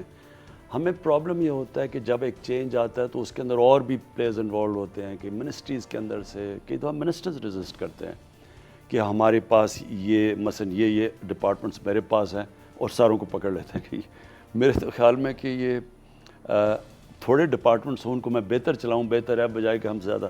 سو اینی وے وہ تو ریزسٹنس آتی ہے. دیکھیں, بیوروکریسی کے اندر اس کو جو مجھے سب سے بڑا پرابلم ہوا ہے وہ یہ ہے کہ وہ سائن نہیں کرتے لوگ. انفارچونیٹلی نیب کا اب ایسا خوف بیوروکریسی میں آیا ہوا ہے کہ ہمیں ہر جگہ ہماری چیزیں ڈیلے ہوتی جاتی ہیں. وہ ڈرتے ہیں کہ کئی جگہ ان کا, وہ ہم نے جو آرڈیننس لے کے آئے تھے وہ لیپس کر کے, نیب کا آرڈیننس, اس میں پروٹیکٹ کیا تھا بیوروکریٹ کو کہ پروسیجر کے اوپر نہ کرے, جدھر اس نے پیسے بنائے ہیں اس کے اوپر آئیں. وہ جب تک اگر پروسیجر کے اوپر بھی آپ بیوروکریٹ کو پکڑ لیں گے تو وہ ڈرے گا, کیونکہ وہ کوئی بھی بعد میں کویسچن ہوتا ہے. تو اس کا میں ایڈمٹ کرتا ہوں کہ اس کا ایک رکاوٹ جو بنی ہوئی ہے گورننس کے اندر, ایک وہ ہے. دوسرا, بزنس مین بھی ڈرتے ہیں تھوڑے سے, کیونکہ اصولاً اگر بزنس مین کے بیچ میں کوئی چیز ہو رہی ہو, آپ میں ہم 2 بزنس مین ہیں, نیب کا تو نہیں تعلق ہونا چاہیے, وہاں بھی کئی دفعہ وہ انٹرفیئر کرتے ہیں. وہ اس کو سٹریم لائن کرنا پڑے گا, اور ہم نے ایکچولی جو نیب کے اندر چینجز تھے وہ ادھر دیے تھے. سو اگر ریفارم تو ہر جگہ ریزسٹ ہوتی ہے. میں ریلوے کے اندر ریفارمز اب پوری ہم نے پیپر تیار کیا ہوا ہے, ریزسٹنس اندر سے آتی ہے. میں مثال دے رہا ہوں, یوٹیلیٹی سٹورز ہیں, اب ان کے اندر ہم ریفارم لا رہے ہیں, آٹومیشن لے کے آ رہے ہیں. جتنی آٹومیشن آتی جائے گی اتنی کم کرپشن ہوتی جائے گی. اندر سے ریزسٹنس آتی ہے وہ یوٹیلیٹی سٹورز کے اندر کہ وہ آنے نہیں دیتے. ایف بی آر میں لگے ہوئے ہیں آٹومیشن کے اوپر, ادھر بھی ڈیلیز آتی جا رہی ہے. اب جو ایکٹنگ ایف بی آر کے چیئرمین ہیں, ان سے ہم نے ڈیٹ مانگی ہے کب تک آٹومیشن ہوگی. اصل میں دنیا آگے اس لیے چلی جاتی ہے کیونکہ ان کا جتنا زیادہ آپ آٹومیشن کے اوپر لاتے جائیں, پلفریج اور چوری کم ہوتی جاتی ہے, لوگوں کی آسانی, ایز آف ڈوئنگ بزنس ہوتی ہے, کاسٹ آف ڈوئنگ بزنس نیچے آ جاتا ہے. پرائم منسٹر صاحب, آپ نے ٹیم کی بات کی, ایکسپرٹیز کی بات کی. جب آپ کی کابینہ کو دیکھتے ہیں اور آپ کابینہ کی میٹنگز چیئر کر رہے ہوتے ہیں, تو اس میں جو آپ کے پولیٹیکل منسٹرز ہیں, جو الیکٹڈ منسٹرز ہیں, ان کی پرفارمنس بہتر ہے یا نان الیکٹڈ ایڈوائزرز اور ایس اے پی ایم کی پرفارمنس بہتر ہے؟ دیکھیں ارشد, جو محنت کرتا ہے, جو جس میں پیشن ہے اپنی منسٹری میں, وہ نظر آ جاتی ہے سب کو. اور جو محنت نہیں کرتا اور جس کو یا اپنے سبجیکٹ کے اوپر پوری طرح قابو نہیں, کیونکہ قابو تو آ جاتا ہے آپ اگر بیٹھ کے اگر محنت کریں. مثلا میں مراد سعید کی ایک ایگزامپل دیتا ہوں, اس کی آؤٹ اسٹینڈنگ پرفارمنس ہے, پیشن ہے اس کے اندر, محنت کرتا ہے, سارا وقت پڑھتا ہے, ایک ایک چیز کیبنٹ میں آئے گا, ایک ایک چیز اس نے پڑھی ہوتی ہے, ساری چیزوں میں اس کا انپٹ ہے. اس طرح مثلا شیرین مزاری ہے, وہ ہر چیز کیبنٹ کے اندر ان کی کنٹریبیوشن. ثانیہ نشتر ہے, ایک ایک رول پڑھ کے آتے ہیں, تو اس کی بڑی کنٹریبیوشن ہوتی ہے کیبنٹ میں. تو جو منسٹری پرفارم کرتی ہے وہ خود ہی اسٹینڈ آؤٹ ہونی شروع ہو جاتی ہے. 2 سال کے اندر میں ایویلیویشن اب کر رہا ہوں. اصل میں ہمارا پتہ کیا ہے, ہم پہلا سال اسٹیبلٹی کے خوف کہ ڈیفالٹ نہ ہو جائے, روپیہ اور نہ گر جائے, وہ اس میں نکل گیا. دوسرا سال ہم ریفارم کے اوپر آئے, کووڈ آ گیا 6 مہینے, وہ ایک بڑے مشکل فیز سے گزرے. اس کے بیچ میں ہمارے جو انٹرنیشنل ہندوستان کی جو ان کی اگریسو اپروچ, پاکستان کو بلیک لسٹ کروانا ہے, ہمارے کے کیمپین انہوں نے پوری چلائی. اوپر سے ہمیں بڑی دفعہ خطرہ تھا کہ انہوں نے آزاد کشمیر, ابھی بھی ہے کہ آزاد کشمیر میں فالس فلیگ آپریشن نہ کر دیں, کیونکہ وہ جیسے جیسے وہاں جو انہوں نے الیکشن جیتی ہے نریندر مودی نے, وہ ساری پلوامہ کے اوپر جیتی ہے کہ پاکستان کو سبق سکھایا, یہ کیا. تو جیسے جیسے وہاں مسئلے بڑھتے جاتے ہیں, کشمیر میں وہ پھنس گئے ہیں بری طرح. آرٹیکل تو ریووک کر دیا 370, ادھر ان کو بند بھی کر دیا, آگے بند گلی میں چلے گئے. اب کیا کریں؟ تو ہمیں کانسٹنٹلی تیاری رکھی ہوئی ہے, فوج بھی تیار ہے. ہم اس کے اوپر ایویلیویٹ کرتے رہتے ہیں کہ یہ کچھ نہ کر دیں آزاد کشمیر میں, کوئی آپریشن نہ کر دیں کچھ. تو ایک وہ سارا وقت ہمارے پر پریشر ہے. یہ جو اب ٹائم ہے, اور انشاءاللہ اللہ کے طرف سے جو ہم صحیح ڈائریکشن پہ اب نکل گئے ہیں, مشکل وقت یہ جو نکلا ہے اب ہمارا, اب یہ ٹائم ہے. ہم پورے پلانز بنائے ہوئے ہیں ریفارمز کے, منسٹریل ریویوز کے, کہ کون سی منسٹری کا کیا ہے, ان کے اوپر پورا میں نے ایک منسٹری پہ منسٹری ریویو کر رہا ہوں. پرائم منسٹر صاحب, آپ ٹیم سلیکشن کے حوالے سے بطور sportsman and now as prime minister, آپ نے ٹیم کئی دفعہ چینجز بھی کیے ہیں. اپنے بہت قریبی ساتھی ہیں, ان کو آپ نے کہا کہ یار نان پرفارمنگ ہے, اس کو چھوڑ بھی دیں. مزید کوئی ہم ری شفل دیکھ رہے ہیں کیبنٹ میں یا پروونسز میں؟ ایک آدھ ہو سکتی ہے, کوئی میس اس وقت میں نہیں دیکھ رہا, کیونکہ میں یہ تھوڑا ذرا اسٹیبلٹی چاہتا ہوں. دیکھیں, ہماری جو گورنمنٹ آئی ہے اس کو بڑا ڈی اسٹیبلائز رکھا گیا ہے. ایک تو ساری یہ جو یونین آف کرپٹ یہ پولیٹیشنز ہیں, ان کی ساری ایک یونین بنی ہوئی ہے, چاہے وہ اسلام خطرے میں ہے, چاہے وہ مہنگائی ہے, وہ سارے کچھ اکٹھے ہوئے ہیں 1 پوائنٹ ایجنڈا پہ. تو انہوں نے شور اتنا مچایا, سارا وقت اسٹیٹمنٹس ٹی وی کے اوپر, وہ چیٹ شوز مذاق بنا ہوا ہے, وہ 3-2 وہ بیٹھ جاتے ہیں, ایک ہمارا بیچارہ وہ بیٹھ جاتا ہے جسٹیفائی کرنے کے لیے. وہ اس سے ایک ماحول بنا ہوا ہے انسرٹنٹی کا. تو ایک تو وہ فائٹ کیا ہے, اوپر سے یہ جو باقی چیلنجز آئے ہیں. میں یہ چاہتا ہوں کہ تھوڑی ہماری اس وقت یہ جو ٹائم ہے, یہ موقع ہے ہماری, اب ملک کو اٹھنے کا ٹائم ہے, اکنامک گروتھ کا ٹائم ہے, نوکریاں دینے کا ٹائم ہے. جس طرح یہ کنسٹرکشن پیکج, کبھی پاکستان کی تاریخ میں اس طرح کا پیکج نہیں ملا. اس کے اثرات ہوں گے باقی انڈسٹریز میں. تو میں یہ چاہتا ہوں کہ تھوڑی ہمارے اسٹیبلٹی, تھوڑے 6 مہینے بھی مل گئے اسٹیبلٹی کے, یہ قوم اب اٹھ جائے گی, کیونکہ دم تو بڑا ہے اس کے اندر. ہم جو میں آپ کو جو صحیح طرح بتا نہیں سکا, دیکھیں ہمارا جو 18th امینڈمنٹ کے بعد ہوا کیا ہے کہ ایک ملک فریکچر ہو گیا. آپ ادھر کوئی اور, اب بزنس مین کام کرنا چاہتا ہے, مثلا پروجیکٹس لگانا چاہتا ہے, پنجاب میں کوئی اور قانون تھے, کے پی میں کچھ اور ہے, سندھ میں کچھ اور ہے, سسٹمز مختلف ہیں. پروڈکٹ میں بنا رہا ہوں, سندھ کے سٹینڈرڈ کچھ اور ہیں, ادھر کچھ اور ہیں, یعنی فریکچر ہوا ہے. جو میں صرف کریکشن 18th امینڈمنٹ چاہیے کہ کئی جگہ کے اوپر, مثلا ٹورزم ہے, اب ٹورزم کی میں نے NCC بنا لی, نیشنل کوآرڈینیشن کمیٹی. ہمارا اتنا پوٹینشیل ہے ٹورزم کا, لیکن 18th امینڈمنٹ کے بعد وہ صوبوں پہ چلی گئی ہے. اب صوبوں کے پاس کیپیسٹی نہیں ہے کہ پوری طرح فیزیبلٹی بنائیں اس ملک کی ٹورزم کا پوٹینشیل کی. یہ سائنس ہے ایک, وہ اب صوبوں کے پاس تو کیپیسٹی نہیں ہے. تو وہ میں نے اب اپنے نیچے کمیٹی بنائی ہے, پول کریں گے ریسورسز, بیٹھ کے ایک سینٹرلی سروں کے لیے ہم فیزیبلٹی بنائیں گے, پھر صوبوں کو کہیں کہ یہی آپ کا بہترین طریقہ ہے. مثلا سندھ کے اندر سارا جو کوسٹ پڑا ہے, اس کے اندر ایسے بیچ ریزورٹس بن سکتے ہیں, یعنی وہ اتنی خوبصورت بیچز ہیں, لگون ہیں, وہ کوئی آپ فورن انویسٹر کو انوائٹ کریں کیسے جب ہمارے پاس کوئی فیزیبلٹی نہیں ہے. تو اس لیے کئی چیزیں ہیں جو آپ کو سینٹرلی, جس طرح آپ کنسٹرکشن میں نے سینٹرلی کیا, ہم نے ایک نیشنل کوآرڈینیشن کمیٹی بنائی, سارے صوبوں کو بٹھایا, قانون کو ریشنائز کیا, ریگولیشنز کم کیے کہ ایک آدمی کوئی کنسٹرکشن کے لیے آئے, وہ کبھی ادھر بھاگا جا رہا ہے, کبھی ادھر, کبھی بجلی کا بل, ساروں کو جس طرح دبئی میں ہے, جو کامیاب ماڈل ہیں. تو اسی طرح پاکستان کے لیے ضروری ہے کہ ہم کئی جگہ کے اوپر چیزوں کو سینٹرلائز اب کریں اور صوبوں کو سب کو آپ بٹھا کے فیصلے کریں اور پھر صوبے ایکسیکیوٹ کریں جا کے. لیکن کم از کم ہمارے پاس جو بزنس کو ہم نے مدد کرنی ہے اس ملک میں, ملک اٹھے گا کیسے؟ جب انویسٹمنٹ شروع ہوگی, ہمارے بزنسز کے لیے آسانیاں ہوں گی, ایز آف ڈوئنگ بزنس وہ تب ہوگی جب سارے ملک مل کے ایک سٹینڈرڈائز کرے گا ریگولیشنز. پرائم منسٹر صاحب, آپ نے انڈیا کی بات کی اور جب آپ وزیر اعظم بنے, اپوزیشن کی طرف سے ایک بہت کرٹیسزم آتا ہے کہ آپ نے نریندر مودی کو کہا کہ نریندر مودی الیکٹ ہو جائے تو شاید تعلقات بہتر ہو جائیں. آپ انڈیا کو بہت بہتر جانتے ہیں, بطور کرکٹر بھی آپ کا ایکسپوجر تھا. یہ والی بات جو آپ نے کی تھی, آپ کو اس حوالے سے بریفنگ دی گئی تھی یا کہ یہ آپ کا اپنا پرسنل انالیسس تھا؟ پہلے میں یہ کہہ دوں کہ یہ جو ایک جان کے پلان کر کے پاکستانی فوج کو گندا کرنے کے لیے پوری لابی بیٹھی ہوئی ہے, جو بار بار ایک ہی چیز کہتی ہے کہ جی یہاں سارا پاکستانی فوج سب کچھ کر رہی ہے, وہ انٹرفیئر کرتی ہے, وہ یہ کرتی ہے, وہ ملک کو چلا رہی ہے. میں آنیسٹلی آپ کو کہہ رہا ہوں کہ ہر جگہ پہ پاکستان کی فوج نے تو میرے لیے سپورٹنگ رول پلے کیا. جتنی بھی میری پالیسیز ہیں, فورن پالیسیز ہیں, آپ میرے مینیفیسٹو میں اٹھا کے دیکھ لیں, میں ساری اپنے مینیفیسٹو کی فورن پالیسی پہ چل رہا ہوں. افغانستان میں نے کہا کوئی ملٹری سلوشن نہیں ہوگی, ڈائلاگ سے ہوگا. آج ساری دنیا اس کے اوپر آئی ہے, پاکستانی فوج میرے ساتھ کھڑی ہے.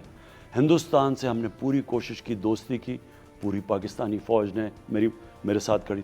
ہم نے جب وہ جو ان کا پائلٹ کو واپس کیا, پاکستانی فوج ساتھ کھڑی. کہہ سکتی تھی کہ نہیں یہ نہ کریں, انہوں نے کہا بالکل ٹھیک ہے. کرتارپور پہ ہم نے ساروں نے ڈسکس کر کے سب کچھ کیا. سو یہ سارے انیشیٹو میرے تو کہیں جو میری پالیسیز کی کہیں رکاوٹ ہی نہیں بنی. وہاں بیٹھے ہوئے ہیں, باہر بیٹھے ہوئے ہیں, پرو انڈیا لابی ہے, اپنے ہمارے لوگ ان کے ساتھ ملے ہوئے ہیں. ہر جگہ پاکستان کی فوج کی تنقید, کچھ ہوئے پاکستانی فوج ہمارے لیے. اب دیکھیں یہ کراچی میں جو آپریشن ہے, زبردست کام کر رہی ہے پاکستان. آج جو حالات ہیں کراچی میں, میں ریگولرلی ان ٹچ ہوں این ڈی ایم اے کے ساتھ, جنرل افضل کے ساتھ. ہمارے پاس اس وقت پاکستانی فوج نہ وہاں مدد کرے, وہاں تو تباہی مچ گئی ہے. تو ہر روز ان سے میں لیتا ہوں, 60 ان کے پاکستان کی فوج کے ڈٹیچمنٹس کام کر رہی ہیں. آپ تو پہلے تو یہ میں کلیئر کروں کہ مجھے کوئی کسی قسم کا کسی سے کوئی بریفنگ نہیں ہے. یہ میری پالیسیز تھی پہلے دن سے اور وہ میں پرسو کر رہا تھا. ہم نے کیوں کہا کہ نریندر مودی بہتر ہوگا, کیونکہ تاریخ ہمیں بتاتی ہے کہ جو رائٹ ونگ ہے, جو ان کا جس طرح واجپائی تھا, واجپائی جب آئے بی جے پی پہلی دفعہ آئی تو سب نے کہا کہ تباہی مچ جائے گی. واجپائی ایکچولی وہ ان کے لیڈر بنے جو ایک سٹیٹسمن تھے. انہوں نے آ کے بلکہ پیس پروسیس شروع کیا, انہوں نے بات چیت شروع کی, کشمیر کے اوپر بات چیت شروع ہو گئی. میں جب واجپائی پاور سے ہٹے تو جب میں ان کو ملا ہندوستان میں, انہوں نے مجھے انوائٹ کیا, انہوں نے بتایا کہ وہ کتنے قریب آ گئے تھے کشمیر کا کوئی ایک سلوشن پاکستان اور کشمیر. سو مجھے خوف یہ تھا کہ کانگریس ہمیشہ ڈرے گی ان کے پریشر میں, یہ رائٹ ونگ کے, تو یہ جب آ جائیں گے تو ہمارا تو مسئلہ کشمیر کا مسئلہ حل ہو. اب ہمیں کیا پتا تھا, اصل رنگ تو نریندر مودی نے جب یہ دوسری دفعہ الیکٹ ہوئے تو نظر آئے ان کے. یہ تو بالکل ایک ہندو تھا, ایک ایکسٹریمسٹ ہندو, ایک وہ آدمی جو کہ بالکل تعصب مسلمانوں سے نفرت کرنے والا, جس کا ایک آئیڈیالوجی ہے کہ انہوں نے تو سو پلان بنایا ہو کہ پاکستان بھی سارا, بلکہ پاکستان کا کشمیر بھی ان کے نیچے. پھر جو انہوں نے کشمیر میں حرکتیں کی, جو انہوں نے ظلم کیا وہاں, پھر جو انہوں نے 2 لیجسلیشن پاس کی ہندوستان میں, جو سٹیزن ایکٹ اور رجسٹریشن ایکٹ, جس میں مسلمانوں کو بالکل ہی دیوار سے لگا, تو اصل رنگ تو تب نظر آئے ان کے. پرائم منسٹر صاحب, کافی چیلنجنگ رہی ہے انڈیا کے ساتھ ریلیشن شپ. بالاکوٹ اسٹرائک کے بعد آپ کی ایک اہم میٹنگ ہوئی تھی سروس چیفز کے ساتھ. کیا اس میں یہ ریکمنڈیشن بھی کچھ سروس چیفز کی طرف سے آئی تھی کہ وی شوڈ امیڈیٹلی رسپونڈ اور بھارت کو سبق سکھا دینا چاہیے, اور کیا دوسری یہ بھی ایڈوائس آئی تھی کہ نہیں پہلے ڈیمیج اسیسمنٹ کر لیں, اور آپ نے اپنا جو رسپانس ہے, جو تھریٹ لیول تھا کتنا زیادہ تھا اور ایسکلیشن کس حد تک جا رہی تھی؟ دیکھیں ارشد, جب وہ ہوا اور یہ رات کے کوئی صبح کے کوئی 3 بجے گفتگو ہوئی ہماری, وہ یہ تھا, سب سے پہلے تو ہم سب ایک چیز پہ متفق تھے کہ اگر ہمارے لوگوں کا خون کیا انہوں نے تو ہم نے واپس رسپونڈ کرنا ہے. اس میں ہم سب کلیئر تھے, اور ٹارگٹ بھی سیٹ کیا ہوا تھا کہ جب پاکستان نے رسپونڈ کرنا تھا, اور ادھر ان کے کافی کیجولٹیز ہونی تھی. اب صرف ڈسکشن یہ ہوئی کہ کیا ہمارے لوگوں کا خون ہوا ہے یا نہیں ہوا. اب وہ صبح کے 3 بجے تھے, کسی کو تو نہیں پتا, بالاکوٹ کی پہاڑیوں میں وہ انہوں نے بم مارے تھے. تو ہم نے پھر آدھے یہ کہہ رہے تھے کہ نہیں ابھی رسپونڈ کرو, کیونکہ اس سے ایک جس طرح کی یہ رجیم ہے ہندوستان کی, اگر آپ نے نہ کیا وہ سائن آف ویکنس لیے جائے گے, وہ پھر اور آگے ہمیں سمجھیں گے کہ ہم بالکل ہی ان سے گھبرائے ہوئے ہیں, تو وہ اور ہمارے اوپر کچھ کریں گے. ایک یہ تھا. دوسرا ویو یہ تھا, اور آدھا سپلٹ تھا. دوسرا ویو یہ تھا, دوسرا ویو جنرل باجوہ کا تھا, اور میرا بھی یہی تھا. ہمارا یہ تھا کہ دیکھیں اگر آپ نے اس وقت خون کر دیا اور انہوں نے نہیں کیا تو پھر یہ ایسکلیشن کی طرف جائے گا, اور ہمارے بالکل انٹرسٹ میں نہیں ہے ایسکلیشن, کیونکہ اس کے بعد تو کہیں بھی نہیں رکے گی. انہوں نے پھر کیا تو پھر ہم مجبور ہیں. یہ نہیں ہوگا کہ وہ اگر ہمارے ملک میں نقصان کریں اور ہم پھر ان کو نہ کریں, یہ نہیں ہوگا. یہ ہم کلیئر ہیں سب. اور ہمارا اس کے بعد اگر انہوں نے کیا, ہمارا رسپانس تکڑا ہوگا ان سے زیادہ. اس پہ سب کلیئر ہیں. تو کیونکہ ہم نے پھر کہا پھر ہم نے کہا 9 بجے تک دیکھتے ہیں, وہاں جا کے چیک کرتے ہیں. تو وہ جب دیکھا کہ کوئی نقصان نہیں ہوا تو پھر وہ عقل والا فیصلہ تھا. کہ پرائم منسٹر صاحب لاسٹ ایئر آپ نے کشمیر کا مقدمہ اٹھایا اقوام متحدہ میں, اس سال بھی آپ جا رہے ہیں, اور اس سال آپ کی کیا اسٹریٹجی ہوگی بھارت کے حوالے سے؟ آپ نریندر مودی بی جے پی کو جو آپ نے ایک نیریٹو دیا ہندوتوا کا, اس کو ایمفسائز کریں گے؟ مسلم ممالک کو اس ایشو پہ آپ کیسے ساتھ لے کے آئیں گے؟ پہلے دیکھیں ارشد, اس وقت وہ سچویشن کیا کشمیر کا, میرے خیال میں ہندوستان جو میں کہتا جا رہا ہوں اسٹریٹجک بلنڈر کر گیا کشمیر میں. یہ بہت بڑی انہوں نے مس کیلکولیشن کیا. ان کی جو اسمپشن تھی کہ ہم اگر کشمیر میں یہ کریں گے, تو ان کی اسمپشن یہ تھی کہ کشمیر کے لوگ اتنی فوج دیکھ کے ان کا, اور یہ پوری طرح ان کو دبائیں گے اور وہ کرش ہو جائیں گے, اور وہ پھر مان جائیں گے, پھر یہ لوگ سیٹل کر دیں گے, باہر ڈیموکریسی بدل دیں گے, اور یہ پھر ساری دنیا بھی تسلیم کر لے گی. دنیا ویسی ان کے ساتھ ہے. لیکن ان کی نمبر 1 اسمپشن یہ تھی کہ پاکستان کچھ نہیں کرے گا, چپ کر کے بیٹھ جائے گا. کیونکہ پاکستان چپ کر کے بیٹھا ہوا تھا. ہمارے جو پچھلے حکمران تھے انہوں نے بڑے ان کو غلط سگنل دیے ہوئے تھے. حریت لیڈر سے نہیں ملے, ہندوستان گئے, کشمیر کا نام نہیں لیتے تھے. ان کی ہماری ایک فورن سیکرٹری تھی, انہوں نے کہا ہمیں انسٹرکشنز تھیں کہ ہندوستان کی تنقید نہیں کرنی. تو وہ, اور پھر جس طرح وہ شادی پہ بلایا اور یہ اور وہ, تو ان کو یہ تھا کہ یہ پاکستان اس وقت بڑے برے معاشی حالات میں ہے, اور ویسے بھی عمران خان نے بھی دوستی کرنے کی کوشش کی, تو یہ کچھ نہیں کریں گے. ان کو پتہ ہی نہیں تھا کہ ہم نے جس لیول پہ اس کو اٹھانا تھا, تو جس لیول پہ پاکستان اٹھایا ہندوستان نہیں ایکسپیکٹ کر رہا تھا. اس سے ہوا کیا, پہلے تو وہ کشمیر کے لوگ دبے نہیں. آج کشمیر کے اندر وہ لائیو ہے, بالکل ان کی موومنٹ تیار ہے, وہ بالکل کرش نہیں ہوئے. یہ سب سے بڑی چیز. سیکنڈلی انٹرنیشنلائز ہو گیا issue, United nation security council میں اٹھایا گیا. میں نے خود ورلڈ لیڈرز کو ٹیلی فون کر کے سمجھایا بار بار کہ یہ بڑا خطرناک چیز ہے جو کشمیر میں ہے, کیونکہ اس کا ایونچولی تو یہ ایکسپلوڈ کر سکتی ہے ایک آل آؤٹ کانفلکٹ میں. تو اس کی وجہ سے یہ ان کو کرش نہیں کر سکے جیسے ان کا پلان تھا. ان کے بڑے خطرناک عزائم تھے, انہوں نے ان کو بڑی بری طرح مارنا تھا. آگے انہوں نے ویسے ظلم تو بڑا کیا ہے, لیکن ان کا اس سے زیادہ خون کرنا تھا ان کو, اور جس سے انہوں نے بالکل بیٹھ جانا تھا. وہ اب کر نہیں سکتے, ساری دنیا کی نظریں وہاں. اور میرے خیال میں اب یہ بند گلی میں پھنس گئے ہیں. اب کشمیر کے انہوں نے وہ کیا ہے کہ سارے ایک یونائٹ ہو گئے ہیں کشمیر کے لیڈرز کے, جناب واپس کرو 370. اب جب 370 کو واپس کرتے ہیں, جو سپریم کورٹ میں بھی کیس ہے, اس کے بھی امپلیکیشنز ہیں. تو میرے خیال میں انہوں نے بہت بڑی غلطی کر بیٹھی ہے. اور مجھے تو کشمیر کا وہ نظر آ رہا ہے کہ کشمیر کے اندر کوئی بھی اب پرو انڈین پولیٹیشین سیاست نہیں کر سکے گا. آج محبوبہ مفتی, فاروق عبداللہ, میں نے ان کو خود سنا ہوا ہے انڈیا میں, جب میں کانفرنسز پہ گیا ہوں. یہ سارے پرو انڈیا تھے, یہ کہتے تھے بالکل کشمیر انڈیا کے ساتھ اور سب کچھ. آج یہ سارے کہہ رہے ہیں کہ قائد اعظم ٹھیک کہتے تھے. یہ سارے اب کہہ رہے ہیں کہ یہ کشمیر سے انڈیا کبھی بھی سنسیئر نہیں تھا. اور وہ اب ان کے لیے پالیٹکس کوئی کر بھی نہیں سکے گا جو پرو انڈیا بات کرے گا. کہ پرائم منسٹر صاحب گلوبل پاور پالیٹکس بڑی تیزی کے ساتھ تبدیل ہو رہی ہے, ڈفرینٹ گروپس اور بلاکس سامنے آ رہے ہیں. اس وقت آپ کے پاس آپشنز کیا ہیں؟ بیلنسنگ ایکٹ فارن پالیسی میں کس طرح سے آپ مینٹین رکھنا چاہیں گے یا کہ آپ کسی ایک طرف جھکاؤ کریں گے؟ دیکھیے ارشد، ہمیں ہونا تو چاہیے، اور اللہ کا شکر ہے پاکستان کی اس وقت ہماری ریلیشن شپ سب سے ٹھیک ہے امریکہ سے، کیونکہ افغان پیس پروسیس میں جتنی پاکستان نے مدد کی ہے اس پیس پروسیس کو پش کرنے کے لیے، اور میری ڈاکٹر عبداللہ سے کل ہی بات ہوئی، اس سے پہلے پریزیڈنٹ غنی سے ہوئی، کبھی بھی یہ اتنے قریب نہیں تھے امن کی طرف جو آج ہیں، اللہ کا شکر ہے افغانستان میں۔ اور ہمارا انٹرسٹ ہے افغانستان کے بعد سب سے زیادہ ہمارا انٹرسٹ ہے کہ وہاں امن ہو، کیونکہ اس کے ڈویڈنس بہت زیادہ ہیں سارے خطے کو ہیں۔ ہمارا جو سارا فارمر قبائلی علاقہ ہے، جو سارا کے پی ہے، جیسے ہی ہمارے یہاں ان سے تعلقات اچھے، وہاں امن ہوتا ہے، یہ سارے علاقے میں، کیونکہ ٹریڈ سینٹرل ایشیا تک جائے گی، اور اس کا افغانستان کو بھی فائدہ ہے، پاکستان کو بھی فائدہ ہے، تو وہ تو،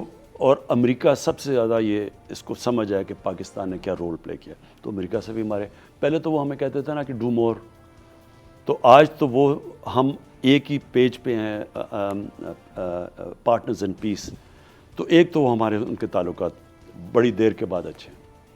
ہمارے مڈل ایسٹ کے اندر ہمارے سعودی عربیہ سے بہترین تعلقات ہیں، ہمارے ایران سے بڑی دیر کے بعد اچھے تعلقات ہیں، یعنی جو پہلے تھے ان سے بہت بہتر ہیں، اور ہونے بھی چاہیے کیونکہ ہمارے ہمسائے ہیں۔ ترکی سے ہمارے پرابلی بیسٹ تعلقات ہیں۔ اب پرابلم یہ ہے کہ ان کی آپس میں جو ہے نا، ہماری کوشش، میں پہلے دن سے کوشش کر رہا ہوں کہ ہم کسی طرح ان کے جو آپس میں جو بھی اختلافات ہیں وہ کم کیے جائیں، ہمارا رول ہی وہ بنتا ہے۔ پرائم منسٹر صاحب کا ایک انٹرنیشنل پرسونا بھی ہے اور کافی لوگوں کے ساتھ آپ کی دوستی بھی ہے، کچھ نام بتانا چاہیں گے کون سے انٹرنیشنل لیڈرز ہیں جن کے ساتھ آپ کی دوستی اور ابھی بھی پرسنل رابطے ہیں جو کہ آپ پاکستان کی فیور میں استعمال کر رہے ہیں؟ دیکھیں، میرے رابطے تو ٹھیک ہیں سب سے، لیکن آپ کو ایک چیز یاد رکھنی چاہیے کہ جو انٹرنیشنل ریلیشن میں دوستی سے زیادہ انٹرسٹ کاؤنٹ کرتے ہیں لوگوں، جو ایک لیڈر ہوتا ہے نا، میری جتنی بھی اس سے اچھی دوستی ہو یا اچھے تعلقات ہوں، ان کے جب انٹرسٹ شفٹ کرتے ہیں تو وہ بھی مجبور ہو جاتے ہیں، کیونکہ آخر میں تو اپنے ملک کو ریپرزینٹ کر رہے ہوتے ہیں، تو وہ پھر اپنے ملک کے انٹرسٹ کو پھر پہلے دیکھتے ہیں۔ تو یہ دوستی ایک لمیٹڈ، یہ اس طرح اچھا ہوتا ہے کہ آپ ان سے بات کر سکتے ہیں، جب بھی ٹیلی فون کریں ان کو بات کریں، وہ آپ کو جانتے ہیں، آپ کی بات سنتے ہیں، یہاں تک ٹھیک ہے، آپ کے پاس ایکسیس ہے وہاں تک ٹھیک ہے، لیکن کیا آپ ان کو اس دوستی پہ ریلائی کریں گے کہ وہ آپ کے ساتھ سارا وقت چلیں گے؟ وہ مشکل ہوتا ہے۔ پرائم منسٹر صاحب، 22 سال کی جد و جہد اور 2 سال بطور وزیر اعظم، کون سا زیادہ آسان کام ہے؟ دیکھیں ارشد، ایک زندگی ایک سٹیپنگ سٹون کا نام ہے۔ آپ سکول میں محنت کرتے ہیں تو یونیورسٹی میں اچھی محنت کرتے ہیں تو اچھی نوکری مل جاتی ہے، اس نوکری میں اگر آپ ایکسیل کرتے ہیں تو آپ اوپر چلے جاتے ہیں، تو جو بھی آپ کا زندگی کا ایکسپیرینس ہے نا، وہ آپ کو تیار کرتا ہے اگلے چیلنج لینے کے لیے۔ پرابلم انسان کی ایوولوشن میں یہ ہوتا ہے کہ ہم کہیں نہ کہیں جا کے ڈر جاتے ہیں نیا چیلنج لینے کے لیے، ہم کہیں نہ کہیں اپنی کمفرٹ زون میں پڑ جاتے ہیں۔ میں نے جب کرکٹ چھوڑی تو میں ہاسپٹل بنانے لگا۔ میری اپنی بہن نے ایک دن مجھے کہا کہ یہ تم کیا کر رہے ہو، یہ تو ہاسپٹل بننا نہیں ہے، تو اتنی تم نے کرکٹ سے جو عزت کمائی تھی وہ ساری ضائع ہو جائے گی، لوگ تمہیں گالیاں نکالیں گے، پبلک سے پیسے اکٹھے کر رہے ہو۔ وہ میرا بھلا سوچ رہی تھی، وہ اس لیے نہیں، لیکن یہ کیوں کتنے بڑے بڑے سپورٹس مین ہوتے ہیں، کیوں وہ زندگی میں اس کے بعد بس ساری زندگی سپورٹس پہ بات کرتے رہتے ہیں؟ کیونکہ آسان ہوتا ہے، کمفرٹ زون ہے آپ کی۔ میرے لیے، میں کرکٹ کے بعد صرف کرکٹ کے اوپر بات چیت کرتا رہتا، اس سے آسان زندگی کیا ہونی تھی میری؟ لیکن میری جو زندگی کا جو آنورڈس پروگریشن ہے بس وہ وہاں کیپ ہو جانا تھا۔ جب آپ کی زندگی سے چیلنج ختم ہوتا ہے، آپ کی زندگی ختم ہو جاتی ہے۔ زندہ تو آپ پھر بھی رہتے ہیں، لیکن آپ کی زندگی کا جو پروگریشن ہے اوپر، وہ ختم ہو جاتا ہے۔ تو مجھے سارا وقت ہاسپٹل میں، وہ میرے لیے بڑا مشکل تھا، اتنی تنقید مجھے کی، میں کہا میں اپنے کوشش سے بنا رہا ہوں ہاسپٹل، میرے اپنے کئی جانے والوں نے میری تنقید کی کہ جی اپنی پبلسٹی کے جو بھی کر رہا ہے۔ اس کے بعد جب میں پولیٹکس میں نے فیصلہ کیا، تو آپ کو پتہ ہے کہ مجھے 14 سال تو لوگوں نے میرا مذاق اڑایا، صرف 14 سال میں اب سوچتا ہوں کہ میرے سے بڑے قابل لوگ تھے، ایک یو خان تھے، اصغر خان تھے، نور خان، ان سب نے پارٹیز، بڑے قابل لوگ تھے، انہوں نے پارٹیز بنائی، حمید گل، پتہ نہیں کتنے لوگوں نے پارٹیز، کیوں نہیں کسی کی کامیاب ہوا؟ کیونکہ میں نے ریئلائز کیا یہ جو مشکل وقت آتا ہے نا آپ کے اوپر، جب آپ اکیلے ایک سیٹ لے کے پھر رہے ہیں، لوگ مذاق اڑا رہے ہیں، جی ٹانگا پارٹی ہے، یہ وہ ہے، لوگ گھبرا جاتے ہیں، لوگ ہار مان جاتے ہیں، ڈیمورلائز ہو جاتے ہیں، مذاق کر رہے جی وہ دیکھیں جی وہ میرا مذاق اڑ گیا۔ وہ جو آپ جب یہ مشکل وقت سے نکلتے ہیں تو اللہ نے انسان کو بنایا سے وہ اور طاقت آ جاتی ہے اس میں، وہ پھر اگلے چیلنج کے لیے تیار ہو جاتا ہے۔ تو آپ کا سوال کا جواب یہ ہے کہ یہ جو 22 سال اگر میں نہ کرتا، یہ میں 2 سال نہیں گزار سکتا تھا۔ جتنی مجھے تنقید ان 2 سال میں ہوئی ہے، جتنے مشکل 2 سال دیکھیں، ایک گورنمنٹ ملی جو بینکرپٹ تھی، اوپر سے نئی ٹیم ملی، اب آپ نئی ٹیم لے کے آ رہے ہیں جن کو کبھی ایکسپیرینس ہی نہیں ہے، 2-3 لوگوں کو، باقی تو ساری نئی ٹیم تھی، ادھر بھی پنجاب میں بھی، وہاں بھی سارے نئے لوگ تھے، اوپر سے تھن سی میجورٹی تھی، یعنی سارا وقت اپنے الائز کو بھی خوش رکھنا ہے، اپنے بینک بینچرز کو بھی۔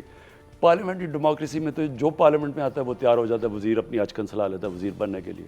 آپ نے فرسٹ ٹائم کب سوچا تھا کہ آپ وزیر اعظم بنیں گے؟ میں نے جب شروع کی تھی پالیٹکس 24 سال پہلے، میرے ذہن میں یہ کبھی شک نہیں تھا کہ میں وزیر اعظم نہیں بنوں گا۔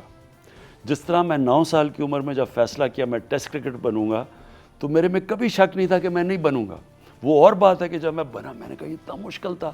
تو اسی طرح یعنی میں جو کام کرتا ہوں نا اشرف، میں کشتیاں جلا کے کرتا ہوں۔ کشتیاں جلانے کا مطلب پھر میں یہ نہیں سوچتا کہ اگر میں فیل ہوا تو میں چھوڑ دوں گا، پھر میں یہ سوچتا ہوں کہ میں جب تک زندہ ہوں میں یہ کرتا رہوں گا، کوشش کرتا رہوں گا۔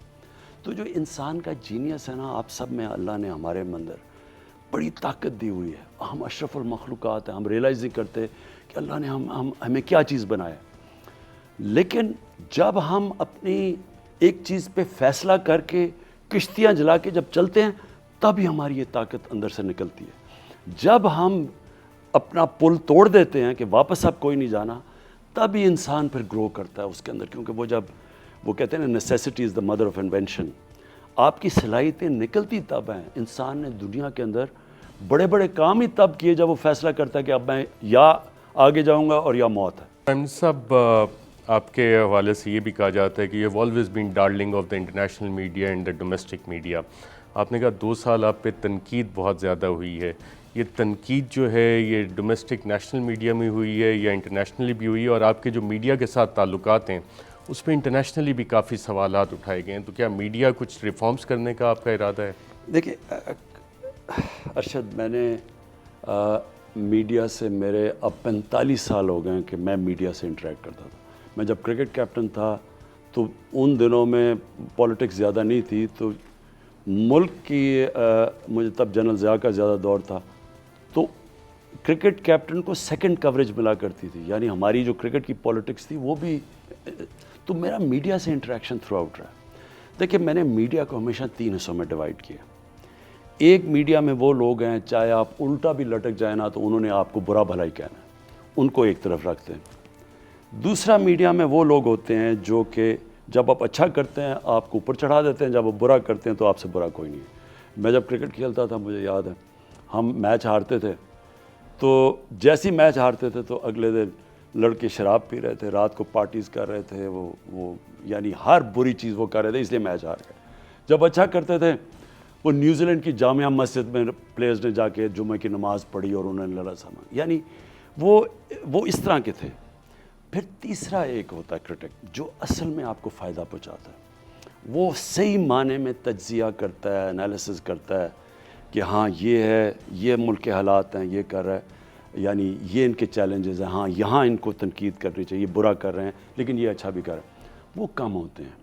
لیکن میں ہمیشہ آئیڈینٹیفائی کر لیتا ہوں 3 قسم کی۔ میں کبھی میڈیا کی تنقید سے نہیں ڈرا، کیونکہ میں تو عادی ہوں، کیونکہ میرے خیال میں عزت آپ کی ٹیم ڈرتی ہے؟ پہلے میں یہ واضح کر دوں، اس کے پیچھے یہ ہے کہ جب آپ کے ایمان کا حصہ ہے کہ عزت اللہ صرف دیتا ہے اور کوئی آپ کو ذلیل نہیں کر سکتا آپ کے اعمال اور اس کی پرمیشن کے بغیر، تو آپ آزاد ہو جاتے ہیں اس سے۔ اور کسی کو اتنی تنقید نہیں ہوئی جتنے مجھے ہوئی ہے دنیا میں، زندگی میں، کیونکہ جب جتنا آپ اوپر جاتے ہیں تو ایک اچھا ایک لوگوں کو خوشی ہوتی ہے آپ کو نیچے کھینچ کے، وہ ہمیشہ یہ ہر سیلیبریٹی سے ہوتا ہے، تو لیکن وہ آپ پھر اس کو سمجھ آتے ہیں۔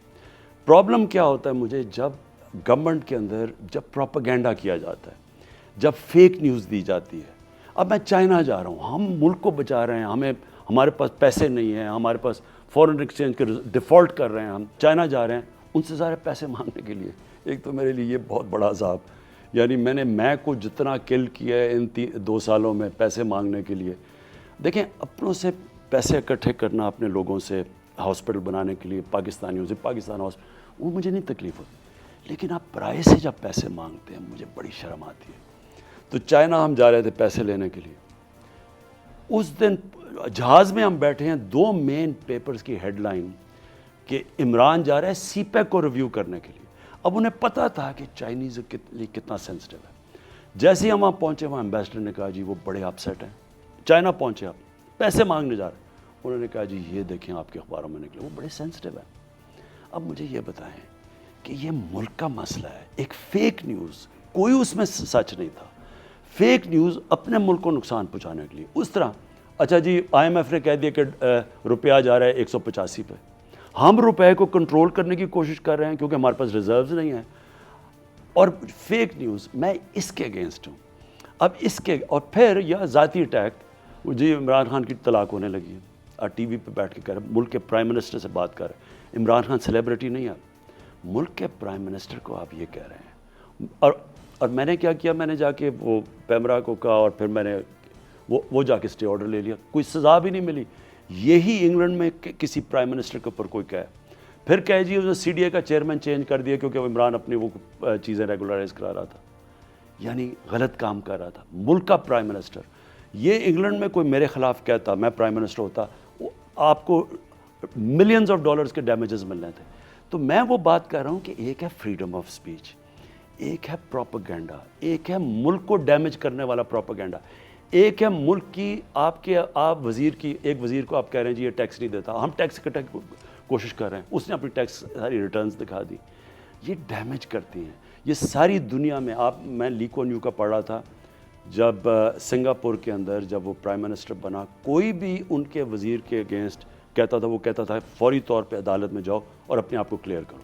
تو ہمیں کوئی فورم ہونا چاہیے کہ یہ جس طرح کی فیک نیوز آتی ہیں جو ڈیمیج کرتی ہیں ملک کو، یہ بالکل فریڈم آف سپیچ نہیں ہے، یہ بالکل ڈیموکریسیز کے اندر اس کی اجازت نہیں ہے۔ میں صرف اس کے اوپر آبجیکٹ کرتا ہوں۔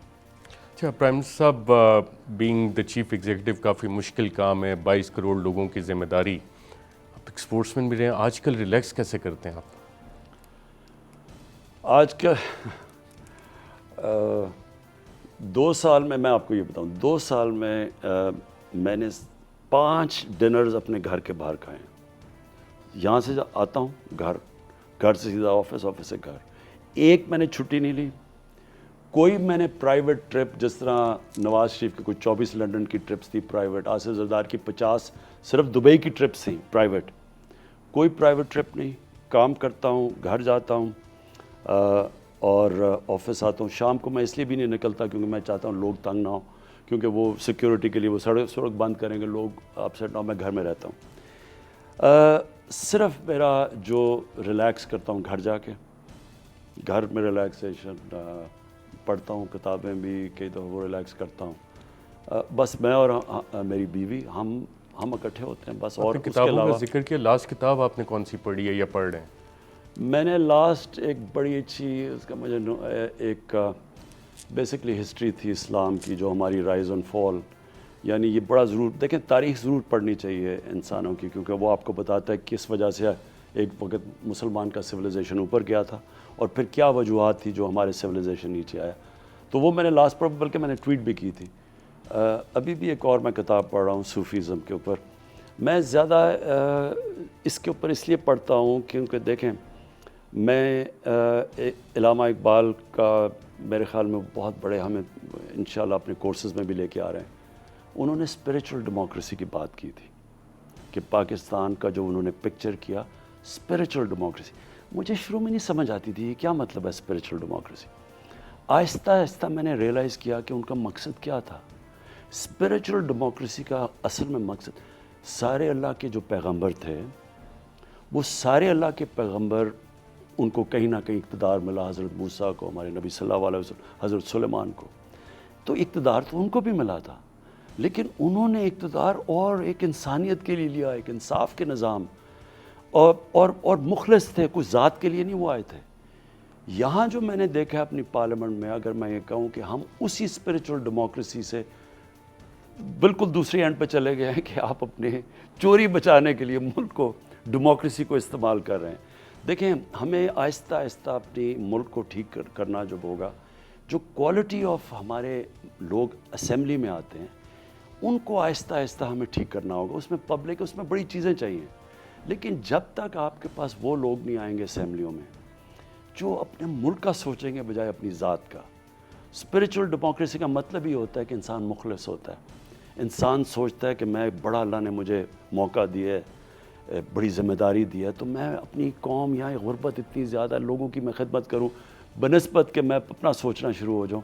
یہ بہت بڑا ہماری ہمیں جو موو کرنا ہے نا، جو ہماری ڈیموکریسی ادھر سے پیچھے چلی گئی ہے ویژن سے، ہمیں واپس اس ویژن کی طرف آنا ہے۔ اچھا پرائم منسٹر صاحب نے کہا کیونکہ زیادہ ٹائم شام کو گھر پہ گزرتا ہے تو گھر میں بھی سیاست ڈسکس ہوتی ہے؟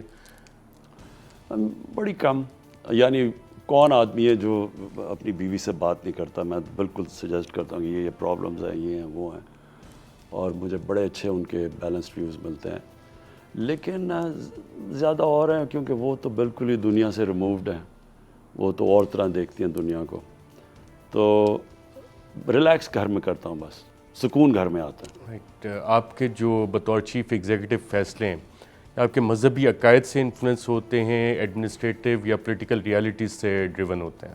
سب کچھ، لیکن مینلی میں آخر میں فیصلہ یہ کرتا ہوں، اپنی ذات کو پہلے نکالتا ہوں، اپنے لائکس اور ڈس لائکس بالکل باہر نکال دیتا ہوں، فیصلہ کرتا ہوں کہ میری ملک کی بہتری کیا ہے، اور میرے ملک کی بہتری، میرے غریب کی بہتری کیا ہے۔ میں جو بھی فیصلہ کرتا ہوں، مثلا اب کنسٹرکشن ہے، اس میں روزگار ملے گا، ہم غربت کم ہوگی۔ ہمارا جو سارا احساس پروگرام ہے پاکستان کی تاریخ میں پہلی دفعہ، کیسے ہم غریب کا بہتر کریں گے۔ دیکھیں بیسکلی میں آپ کو بتاتا ہوں کہ میں فرق کیسے ہوں۔ میں یہ بلیو کرتا ہوں کہ ایک فلاحی ریاست کی وجہ سے ایک قوم خوشحال ہوتی ہے، جو کہ مدینہ کی ریاست میں تھی، پیسہ تو ان کے پاس نہیں تھا، تو دوسرے لوگ کہتے ہیں جی پہلے قوم خوشحال ہوتی ہے پھر فلاحی ریاست بنتی ہے۔ میں یہ سمجھتا ہوں کہ اللہ کی برکت تب آتی ہے جب آپ ایک انسانیت کی ایک ریاست میں فلاحی ریاست، یعنی اپنے نچلے طبقے کی قدر کرتے ہیں۔ اور چائنا کا جو ایکسپیرنس ہے وہ یہ ہے کہ انہوں نے جب 70 کروڑ لوگوں کو غربت سے نکالا تب وہ ایک بڑی پاور بنے۔ اچھا پرائم منسٹر صاحب، ایک گلوبل سکسیس سٹوری میں آپ کا ذکر آ رہا ہے اور لوگ یہ جاننا بھی چاہ رہے ہیں، سمجھنا چاہ رہے ہیں۔ ایک تو آپ نے بتایا کہ بیسک جو چیز ڈرائیو کرتی ہے آپ کی ڈیسیجن میکنگ کو، کہ کرونا پینڈیمک ہے، اس میں جو ڈیسیجن میکنگ آپ نے کی ہے، اس میں جو ڈرائیونگ فورس تھی، کیا اس میں بھی یہی تھا؟ اور جو سٹرکچرز اس میں آپ نے بنائے، مثلا لوکس کا بھی آیا، اس میں بھی ایک آپ نے نیا سٹرکچر بنایا، اور کمیونیکیشن آپ خود بھی کافی گائیڈ کرتے ہیں اپنے حکومت کو، حکومتی ترجمانوں کو، کتنا اہم رول اس میں کمیونیکیشن اسٹریٹجی نے آپ کی پلے کیا؟ دیکھیں جب کرونا آیا نا تو سمپل چیز یہ تھی کہ لوگ سارے دیکھ رہے تھے یورپ کو، اسپین کو دیکھ رہے تھے، اٹلی کو، وہاں لوگ مر رہے تھے، وہاں پھیلتی جا رہی تھی، وہ کیسز بڑھتے جا رہے تھے، یہاں پینک کر گئے، گھبرا گئے لوگ، اور پریشر ایک دم پڑ گیا کہ کیونکہ وہاں انہوں نے لاک ڈاؤن کیا، یہاں بھی کرو، اور بڑی تنقید شروع ہو گئی۔ سندھ کی گورنمنٹ نے اپنا سٹیپ لے لیا، انہوں نے اسٹرکٹ لاک ڈاؤن کیا، اور ساری جگہ سے میرے پہ پریشر پڑ گیا کہ میں ان کی طرف چلوں۔ میں نے کیوں نہیں کیا؟ میں نے اس لیے نہیں کیا کیونکہ میرا سب سے پہلا خیال گیا کہ جو ہمارے دیہڑی دار، ہمارے جو یہ چھابڑی والے، جو غریب جو کماتے ہیں اور ان کے گھر کو کھانا ملتا ہے، یہ انفارمل سیکٹر ہے، ہمارے پاس ان کا کوئی ریکارڈ بھی نہیں ہے۔ مثلا امریکہ کے اندر تو ان کا سارا رجسٹرڈ لیبر ہے، انہوں نے تو سیدھے جو رجسٹرڈ لیبر تھے ان کو بینکوں میں پیسے ڈال دیے، ہمارے پاس تو 80% ان رجسٹرڈ ہے۔ تو مجھے ایک دم سوچ آیا کہ ہم ان کا کیا کریں گے۔ اب ایلیٹسٹ جو ہماری سوچ تھی وہ ساری کہہ رہی تھی کیونکہ وہاں ہے تو بند کرو۔ اب میں گلبرگ، میں بڑے بڑے E7، ہم اپنے میں بنی گالا، میں زمان، ہم تو ہمارے لیے تو کوئی پرابلم ہی نہیں تھا اگر ہم لاک ڈاؤن ہو جاتے، بلکہ گورنمنٹ سرونٹس کو تنخواہیں بھی مل رہی تھی آرام۔ لیکن ایک معاشرہ جب اس طبقے کا نہیں سوچتا جو پہلے ہی بڑی مشکل زندگی گزار رہا ہے، میرے خیال میں اللہ کا عذاب آتا ہے اس پہ۔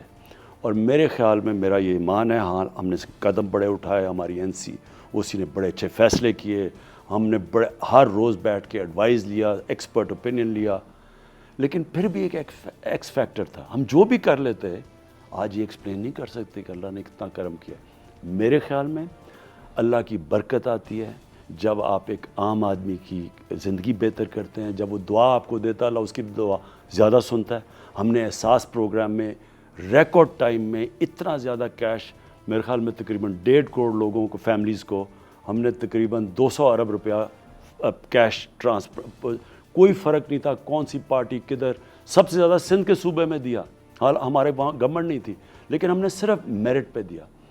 میرے خیال میں ہم نے جو غریبوں کا دھیان, اور جلدی سے اکانومی کھول دی, کنسٹرکشن کھول دی, جو ہم نے ان کا سوچا, ہمارے ملک میں اللہ کی برکت آئی, ہمارے ساتھ والے ملک میں ہندوستان میں تباہی آئی. یہ جو آج میں بات کر رہا تھا ٹائم میگزین میں جو آیا ہے آرٹیکل, آپ پڑھیں تو صحیح کہ وہاں کیا حالات ہوئے ہیں, کیونکہ انہوں نے سوچے سمجھے بغیر 4 گھنٹے کے کرفیو میں ملک بند کر دیا. وہ بیچارے غریب لوگ 100 میل چل کے جا رہے ہیں, ٹرانسپورٹ بند, وہ بچے عورتیں جا رہے ہیں, یعنی جو تباہی. اس کے لیے ان کے ذرا آپ حالات دیکھیں, کیسز بھی بڑھ رہے ہیں اور اوپر سے غربت بھی بڑھ گئی. اچھا پرائم منسٹر صاحب, بطور چیف ایگزیکٹو جب آپ ڈیسیجنز لیتے ہیں تو اس میں آپ سمریز پڑھتے ہیں یا آپ کے مشیر وزراء آپ کو بتاتے ہیں, اس بیسس پہ ڈیسیجنز لیتے ہیں, یا کوئی ایسا بھی کیس 2 سال میں ہوا جس میں آپ نے پوری فائل منگوا کے پڑھی ہو, یا کہ انٹیلیجنس رپورٹس پہ انحصار کرتے ہیں؟ سب کچھ, سب ڈپینڈ کرتا ہے. دیکھیں ہر کیس کتنا سیریس ہے. ایک گورنمنٹ کے اندر آپ کو پرائرٹائز کرنا پڑتا ہے. میں جب صبح اٹھتا تھا نا, یہ اب کی میں بات نہیں کر رہا, جب میں پاور میں آیا تو صبح اٹھتا تھا, اتنے زیادہ مسئلے تھے, تو میں سوچتا تھا کہ کون سے کو نمبر 1 پرائرٹی, پھر نمبر 2, پھر نمبر 3, کون سے میں نے کوئی بھی. شروع میں تو ہم, یعنی میں جب گھر جاتا تھا شروع کے دنوں میں یقین کرو کہ میں اتنا تھکا ہوا ہوتا تھا مینٹلی, میرے میں اتنا ٹائم ہی نہیں ہوتا, مشکل سے کھانا کھاتا تھا اور سو جاتا تھا, یعنی اتنا ایگزاسٹ. کیونکہ ایک ایریا کے اندر جب پریزنٹیشن لیتا تھا, وہ پی آئی کی پریزنٹیشن تھا, وہاں ڈپریشن, اکانومی کا سنتے تھے تو ادھر مشکل, قرضے کدھر دینا ہے, لائبلٹیز کدھر. پھر میں نے اپنے ذہن کو میں نے ریئلائز کیا کہ یہ تو میں بالکل کچھ نہیں کر سکوں گا. پھر میں پھر پرائرٹائز کیا کہ یہ ہمارے سب سے بڑے ایشوز ہیں, ان کو پہلے ڈیل کرتے ہیں.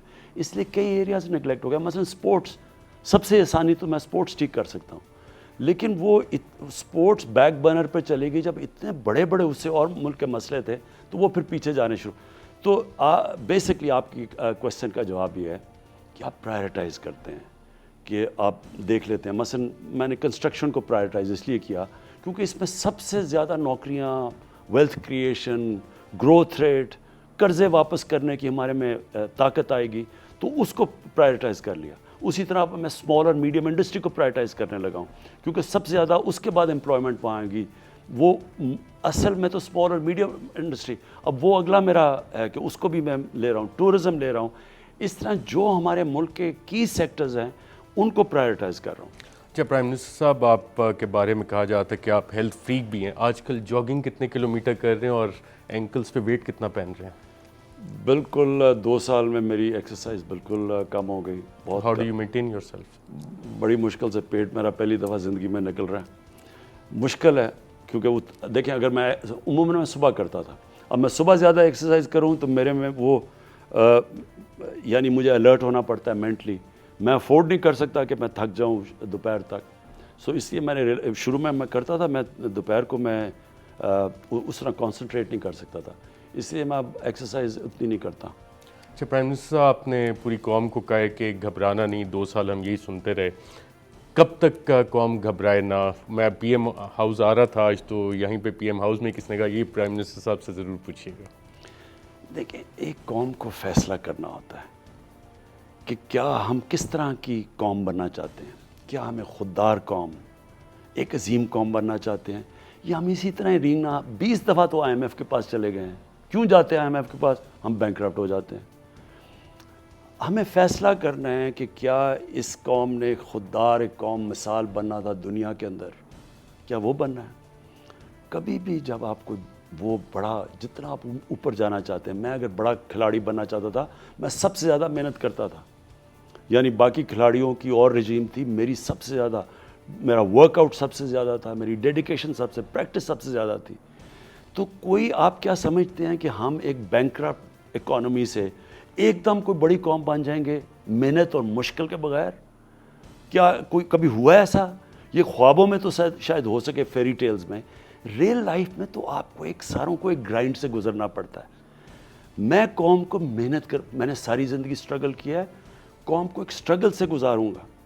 لیکن قوم اگر یہ سٹرگل کرے گی اور اگر وہ یہ سمجھے گی کہ ہم نے ایک باہر ہمارے ہرے پاسپورٹ کی عزت ہو, تو آپ کو کوئی بھی یہ نہیں سمجھے کہ بیٹھے بیٹھے ہو. آپ اگر امتحان پاس کرنا ہے تو اگر آپ نے ٹاپ کرنا ہے تو آپ محنت نہیں کریں گے, کتنی قربانی دینی پڑتی ہے. کوئی ہوتا ہے کہ بیٹھے بیٹھے امتحان کے لیے کام نہ کرو فرسٹ آ جائے. جب ایک نیچے گری ہوئی ہے قوم, ایک ایک ادارہ ہمارا مقروض ہے, ایک ایک ادارہ تباہ کیا ہوا ہے, لوگ بھرے ہوئے ہیں, پینشنز اتنی بڑھا دی ہے اتنے لوگوں کو بھرتی کر کے کہ پینشنز ہی لے بیٹھی ہیں ملک کو. تو اس ملک سے نکلنے کے لیے ہم سب کو, مجھے نہیں, ہماری ساری قوم کو مل کے محنت کرنی پڑے گی, سب کو فیصلہ کرنا پڑے گا. اور میں آپ کو یقین دوں, جس دن یہ قوم فیصلہ کر گئی کہ ہم نے ٹیکس دینا ہے, اب دنیا میں سب سے آپ ٹیکس دیں اور کہیں گے جی ہمیں ہاسپٹل بھی اچھے چاہیے, ہمیں اسکول بھی اچھے چاہیے, اب کیسے ہوں گے؟ اب ٹیکس ہی نہیں دیتے. تو جب قوم فیصلہ کر لے گی, اور انشاءاللہ میرا ایمان ہے کہ آہستہ آہستہ یہ قوم اس پر آئے گی. مدینہ کی ریاست بھی پہلی دن نہیں بنی تھی, نبی صلی اللہ علیہ وسلم نے ان کی تربیت کی تھی. 5 سال تو وہ خطرے میں رہے تھے, جنگ احد اور جنگ خندق کے اندر امت خطرے میں تھی, لیکن اس کے بعد دنیا کی تاریخ بدل دی. تو کتنی دیر لگے کہ میں نہیں کہہ سکتا, لیکن اس راستے پہ ہم نکل چکے ہیں. وزیر اعظم پاکستان, بہت شکریہ پروگرام میں شرکت کرنے کا. ناظرین, آج کے پروگرام میں اتنا ہی, اجازت دیجیے گا. اللہ حافظ.